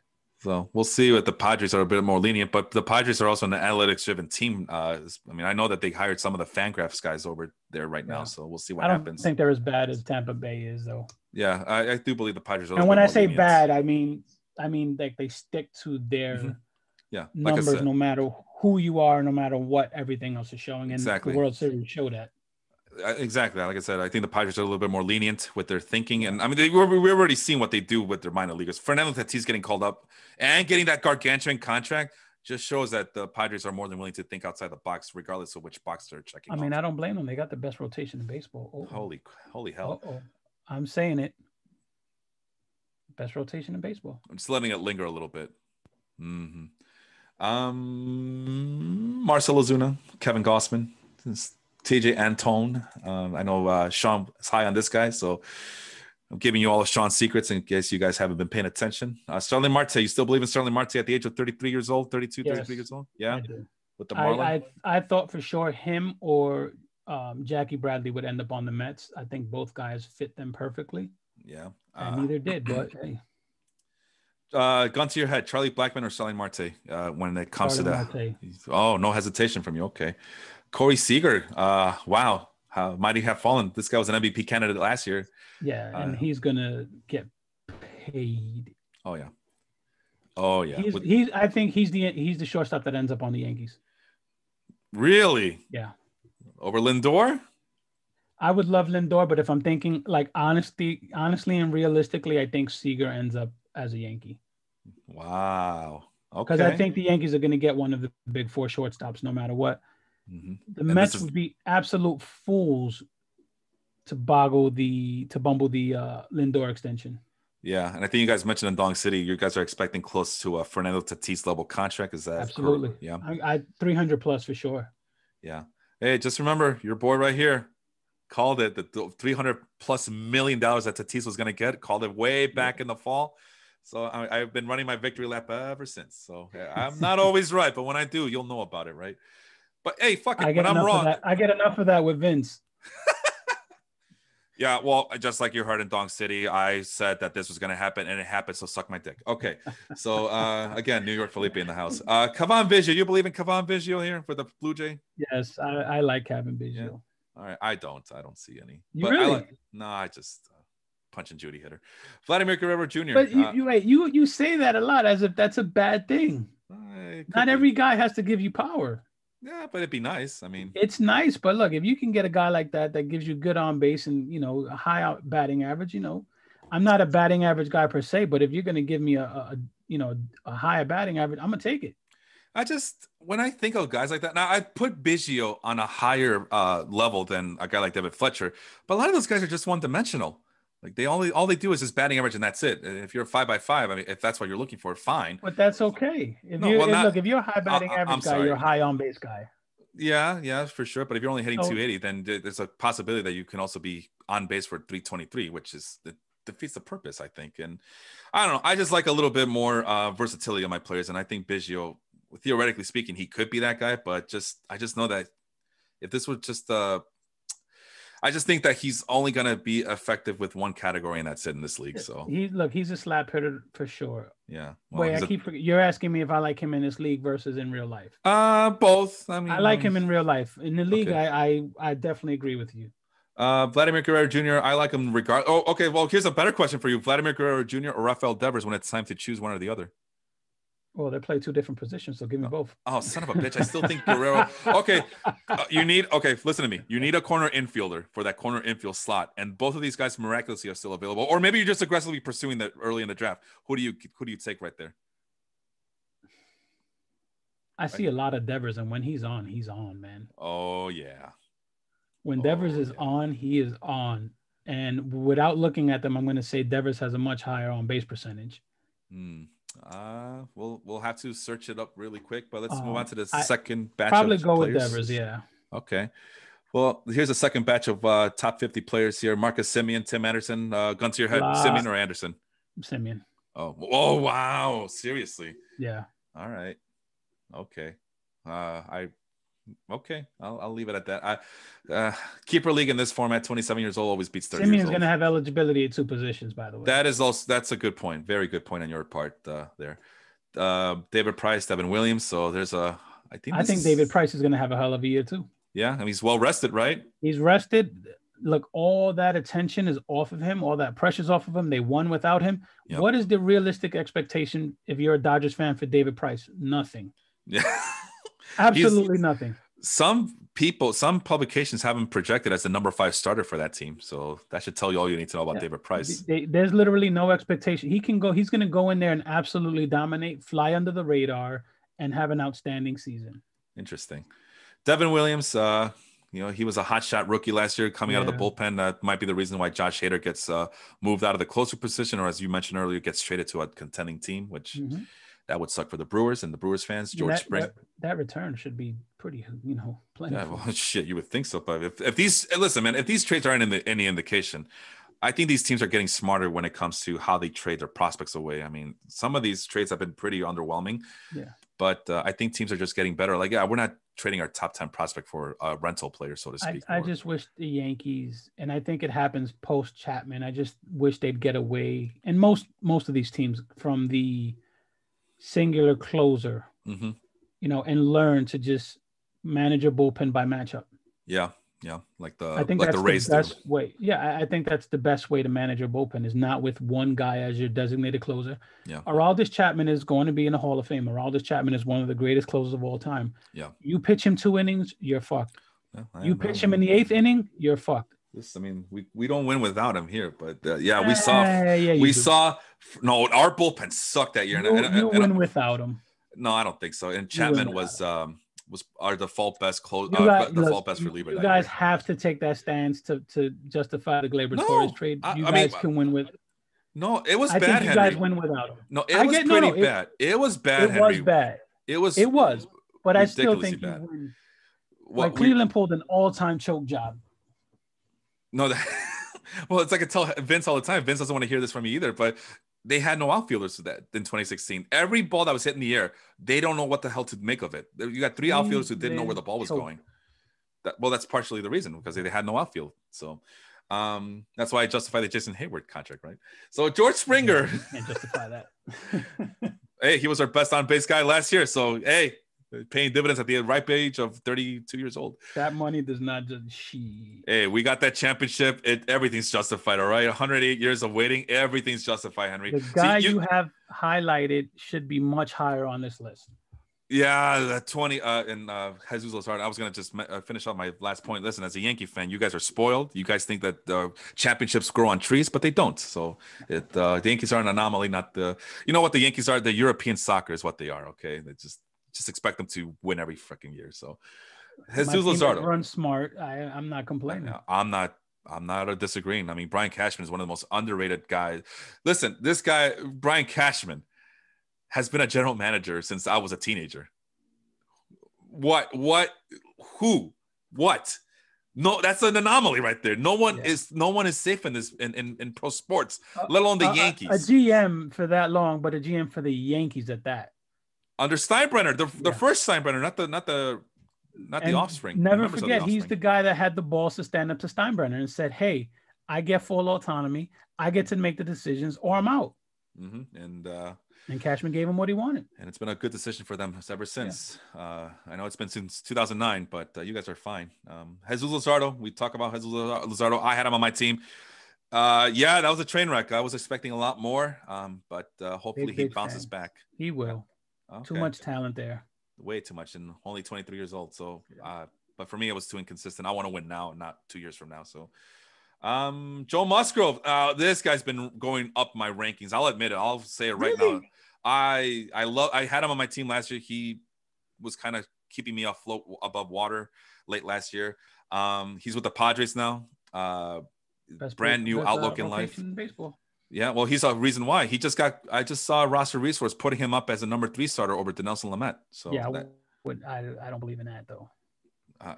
You'll see, man. You'll see. I think Musgrove's going to surprise some people this year, and I like I said, he's now on my top 30 list. Trent Grisham. So where's Chris Paddock slot in? He's the number 4 starter, or no, actually number 5, I think. So where's Lamet? Number 4. Yeah. No, I think the problem, because like I said, the thing with Lamet is he's recovering from Tommy John surgery. Again, not an excuse, but it's a fact of life. It's just, it's going to take some time. And he's a 2-pitch pitcher. The good thing with Lamet, though, I think, and what you'll have with everyone is coming off of a shortened season, I don't think anyone's going to be pushed to exceed the innings by a lot. I think you're going to see. So I think the reason I like the Yankees approach this season is there's a lot of fucking guys who are just going to eat innings. It's not like, hey, here's your 5 rotation guys and they're going to win it all, pitching 200 innings each. Hey, here's your 5 guys who can make me a pizza. Yeah. Okay. Yu Darvish, Blake Snell, Joe Musgrove. Look at these projections. 164 strikeouts and 163 innings. He's gonna I'm eat looking up. at the innings. That's what I want to see, the innings. Well, that's why he's listed number 3, because compared to Lamet and Paddock, and these are based Why on is the Paddock only projected at 104 innings? yeah, he's being babied, bro. You think about What Walker did he Buehler, pitch but last? worse. How many innings did he pitch? Let me see. Yeah, go ahead. And now my question is, how are they going to make up for those lack of innings? I don't know. Maybe these projections are completely wrong. These are based on Fangraphs depth charts, which they go a little bit haywire. But I'll buy the 163 innings for Joe Musgrove this year. I'll definitely buy that. I could see that. Yeah. Mike Clevenger recovering from Tommy John surgery. Let's look at who's in their minor leagues. Maybe they'll bring up AJ Morejon to pitch some innings, Anderson Spinoza to throw some innings in there, although the projections say otherwise. But Mackenzie Gore, that you might get 75 innings from him, apparently. Do they ever call him up? I mean, nope. They keep acquiring guys that just knock him down, knock him down, knock him down. And time is really flying. Oh, wow. Time flies by when we're having fun. Sixto Sanchez, Trent Grisham. I know you're a little bitter about this one. I do. Yes. I do feel sorry for you, but it is what it is, as Dusty Rose used to say, I think. Trent Grisham, I know Sean's favorite guys right there. You believe in Trent Grisham over there, Henry, for the Padres as well? Yeah. Just some guy. He ain't no David Fletcher. I get it. Chris, no punch and Judy hitter. Yeah. Chris Bryant and Paul Goldschmidt, how the mighty have fallen. Do you believe in them bouncing back this year? Chris Bryant, yes. Goldschmidt, no. Ooh. Zach Plesac, do you think he's a little underrated here, or is he rightfully rated? I think he should be higher. Zach Plesac or Pablo Lopez? Gun to your head. Plesac. Okay. Luis Robert. We talked about him already. Here's an interesting one. Aaron Savali versus Dustin May. Who do you take right there? Dustin May. Yeah, Dustin my May. friend. Yeah. Hell yeah. JD Martinez. Wow. You bounce back here for him too, or no? See, that's a guy that I think is rated way too low. Jeff McNeil. Jeff McNeil. Yeah, I know. Sean and I like him a lot. I know he's a punch and Judy hitter. I'm a big Jeff McNeil fan. When everyone was on Pete Alonso his rookie season, you can go back and I will say Jeff McNeil is the best player on that team. All right, gun to your head. Which punch and Judy hitter do you take, Jeff McNeil or David Fletcher? Jeff McNeil. Nah, my guy. My man. I like Jeff McNeil a lot. Nelson Cruz or JD Martinez. Let's go. Nelson Cruz is still hitting, right? Yeah, he's DH. He's with the Twin. Until he retires and he gets caught again. I mean, I'm thinking Nelson Cruz. Let's do some more of these. Robbie Ray versus Frankie Montas. Neither. No, gun to your head, Henry. Come on. This is Bronx rules right here. Give me the loot. Give me the loot. Oh, that's Brooklyn, isn't it? My bad. Yeah, I just Robbie Ray. We've been hearing about what his ceiling can be for too long at this point. Cashman loved him. Give me Montes by default. Yeah, I mean we've been hearing about Montez's ceiling as well, and it seems as much as Ray. No, that's true. I mean, he was at the White Sox, so I've been hearing about Montez personally since way back in the day. He's already 27 years old, which is kind of surprising. Let's see. Let's give you another. Oh, okay. Pair of left-handers right here. Andrew Heaney versus Caleb Smith. Who do you take? Heaney. There you go, my man. There you go. Okay. I got to look out for you, man. I got to look out for you in this draft. Let's keep going a little bit longer. They gave Castellanos no love. Yeah, well, let's go there. Nick Castellanos versus Alex Verdugo. Gun to your head. You know what? Let's get three-headed monster right here. Verdugo, nope, Castellanos, or Lourdes Gurriel. I'm not touching. Do it. I'm not touching Gurriel. Do it. Just do it. I'm going to tell you a Lourdes Gurriel story. I think I said this in the group. Go ahead. Might as well. We're already way over time here. My son and Hardy were at a Yankee game. Uh-huh. Hardy had a friend that was working security right by the wall in the outfield. Like we were literally right on the wall. Uh-huh. Gurriel's playing there. I'm heckling the hell out of this guy. I'm heckling. I'm giving him shit. I'm talking all kinds of shit. He ended up having like 3 hits, 4 hits, a home run being one of them, making like 2 outstanding catches. And I was like, the more I talk shit, the more this guy went off. Everyone around me was like, yo, just shut up already because he's killing us. Absolutely killing us. He comes back toward the end of the game, and he has a ball that he wants to throw to the fans. So by default, you put your hand up, and he looks at me like, really? Like, you've been giving me shit all game, and you ask me for a ball? He just kind of gave me that lip curl like, fuck you, and threw it to someone else. But yeah, I rode Gurriel so bad that game, and it turned around and bit us in the ass so fucking hard for that whole series, man. There you go, man. Lesson learned. I hope everybody takes note of this lesson. Everybody is a hater until that free baseball's trying to be given away. Look, there's just some guys that they need that little boost, and I think that weekend I gave him that boost, man, because he just killed us. All right, so no to Gurriel. So Verdugo or Castellanos? Castellanos.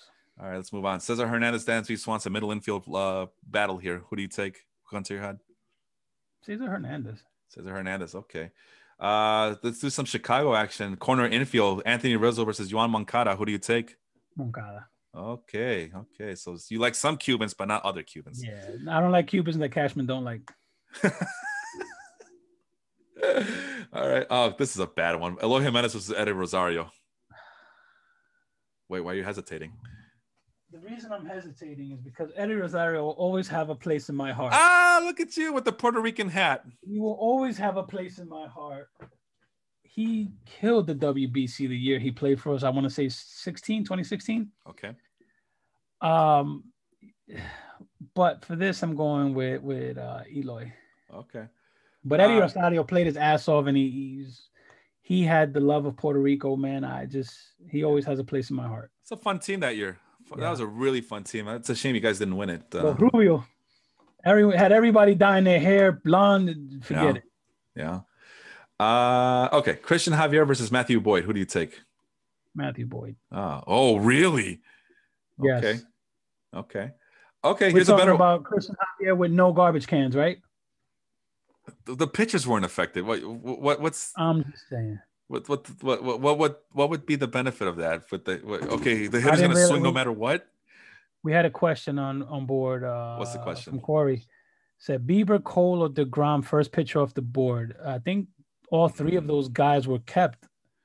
But I think in general, I think he just in general. I think general. Mikel Andujar. I mean, you can make an argument for either guy, but I think DeGrom goes first. Yeah, I think so. Just the experience. I wouldn't have a problem with Garrett Cole. The thing I do have a problem with Garrett Cole, he pitches at Yankee Stadium. So that's Garrett Cole is prone to give up home runs. Yeah. DeGrom pitches in a bigger park, and Bieber hasn't done it enough. Yep. Justin Shane Bieber. Gotcha. So if I had to go in order, I would say DeGrom, Cole, and Bieber in that order. Yeah, ditto. I think that's how I have it on my cheat sheet too. Here's a better matchup for you. Eloy Jimenez versus Randy Arozarena, both mid-20s guys. Looks like they're about to hit Randy Arozarena can't be that good, can he? I don't know. I mean, suddenly... Is he going to match the hype? A lot of people are talking about him for Rookie of the Year. Yep. He is eligible. Yep. It's very, very Gary Sanchez-esque. That way he came up and just went off. He's a little bit more versatile than Eloy Jimenez too, but... I love Eloy's bat, though. I would go with Eloy just for consistency basis. I don't know. I love that bat. And I don't know what to expect from Randy Arozarena at this point. So I think Eloy's also fun to watch in the outfield. Okay, enough of that. Let's move on to the next one. Let's see here. Davey Garcia. My guy. Okay, Davey Garcia versus Corey Kluber this year in this league. This year? And this league as well. Kluber, because I think Davey will pitch a lot less innings. Yeah, okay, good answer. Yuli Gurriel versus Carlos Santana. You got to go with Yuli until he can't go anymore, right? I think so too. Okay. I was gonna ask you Yuli Gurriel with trash cans versus Carlos Santana without trash cans. No. Yuli, you got to keep going with him. He's doing his thing. All right. Let's see what else we got. I want a good one for you. Big year from Didi Gregorius, by the way. I believe in him. Yep. I like that a lot. Let's go with this one. This is an interesting one. Tristan McKenzie versus Freddie Peralta in this league format. Well, that's Tristan McKenzie having starting pitcher eligibility. Yeah, he's going to be a starting pitcher. Relief pitcher. Yeah, but Peralta has been known to pitch multiple innings and get you those high strikeout rates. Yeah. And give me the Cleveland pitcher all the time. All right. Peralta was pretty good though last year. So let's see. Okay, what about Hunter Dozier versus Josh Bell? Scratch that. Josh Bell, Hunter Dozier, Eric Hosmer, three-headed monster battle. What do you got? Eric Hosmer. Look, this guy. All right. I would personally take Josh Bell. I'm also a big fan of Hunter Dozier, but I don't have a problem with Eric Hosmer. It's just he's left-handed. Look, Josh Bell on a new team could be something special to watch. Yeah, that's true. What else we got here? Well, let me give you. I want to give you a good. Okay, let's do the softball one. Brady Singer versus Antonio Sensatella for the Luke Rockies. Voigt. No, I didn't ask for Luke Voigt. I asked for these two right here. Luke Voigt. No, gun to your head. Come on, Singer versus Sensatella. Got to pick Singer. Yeah. Okay. I'm surprised they're that close, actually. I don't know. I don't know all about that, but I already know where you're going next. Luke Voigt versus Alec Baum, corner infield battle. I'm surprised you didn't say Matt Olson, but okay. I'm only going with what I'm seeing here. But Luke Voigt, give me my guy. Do you want Luke Voigt in this format? Okay. At least I know I have one less team to worry about to get Alec Baum back. Power numbers. Give me my guy. Well, Alec Baum is supposed to have some power, and he's younger. Not Luke Voigt power. Oh, okay. All right. Yankee fans gonna Yankee fans. All right. Hey, look at that power. Although I still say we got to trade Voigt. I would capitalize, trade Voigt, move DJ to first base. All right. Matt Olson versus Luke Voigt. Let's go. Give me my guy, Luke Voigt. Oh, okay. What if Matt Olson is on the Yankees and Luke Voigt's with the A's? Give me Matt Olson. That's what I thought. Yankee Homer gonna Yankee Homer. You got a homer eventually. You can't fool me, man. You got a homer eventually. All right. But I do see a big bounce back from Olson. You know I'm a big Olson fan. Franmil Reyes versus Jordan Alvarez. They're both DH eligible only. I'm gonna go with Jordan. His ceiling is much higher. Okay, I don't have a problem with that. I don't have a problem with either of them. I just to pick one though. All right, let's finish up strong here. Okay, how about this trio? Why is Johnny Cueto still in the league? Well, he's still with that big contract with the Giants. He ain't going nowhere. Let's go with this trio of young pitchers: Nate Pearson, Adbert Alzolay for the Cubs, and Griffin Canning. I don't believe in LA pitchers.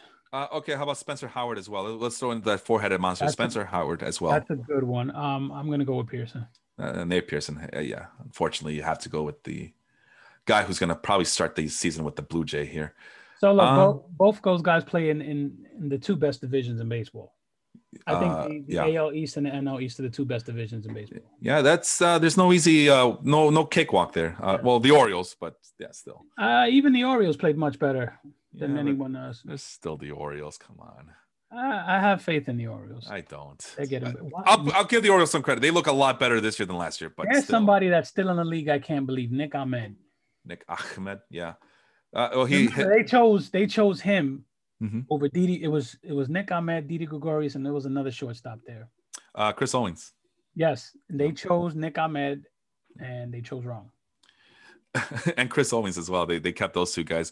I forgot what Gregorius was traded for. I can't remember. They chose wrong for sure. I think Gregorius was with the Indians, and that's who the Diamondbacks gave up to get rid of Trevor Bauer, right? Is that how it happened? Possible. It'd be something to look up later on. Yeah. Javier Baez or Brandon Lau. Give me Javi. Okay. So you still believe in him somehow, some way? I do. Yeah. Okay. All right. And that's a good place to be as bad as his numbers say he is.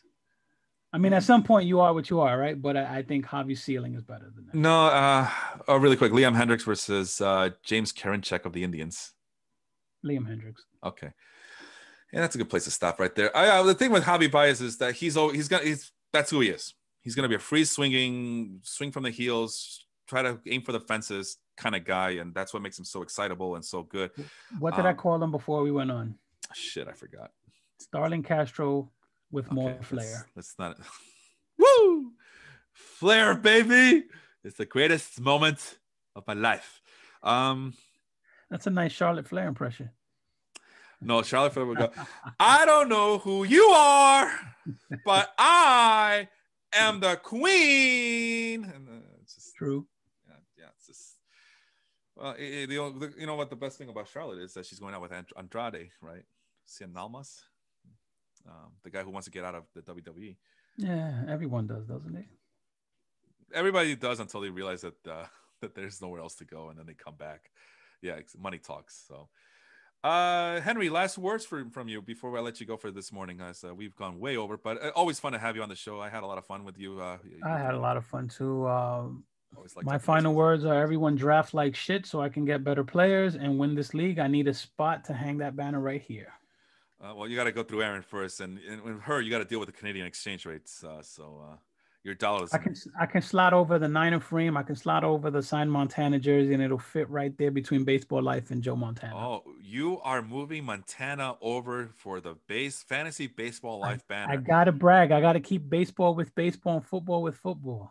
Well, I eventually got to mount that damn autographed baseball thing there too.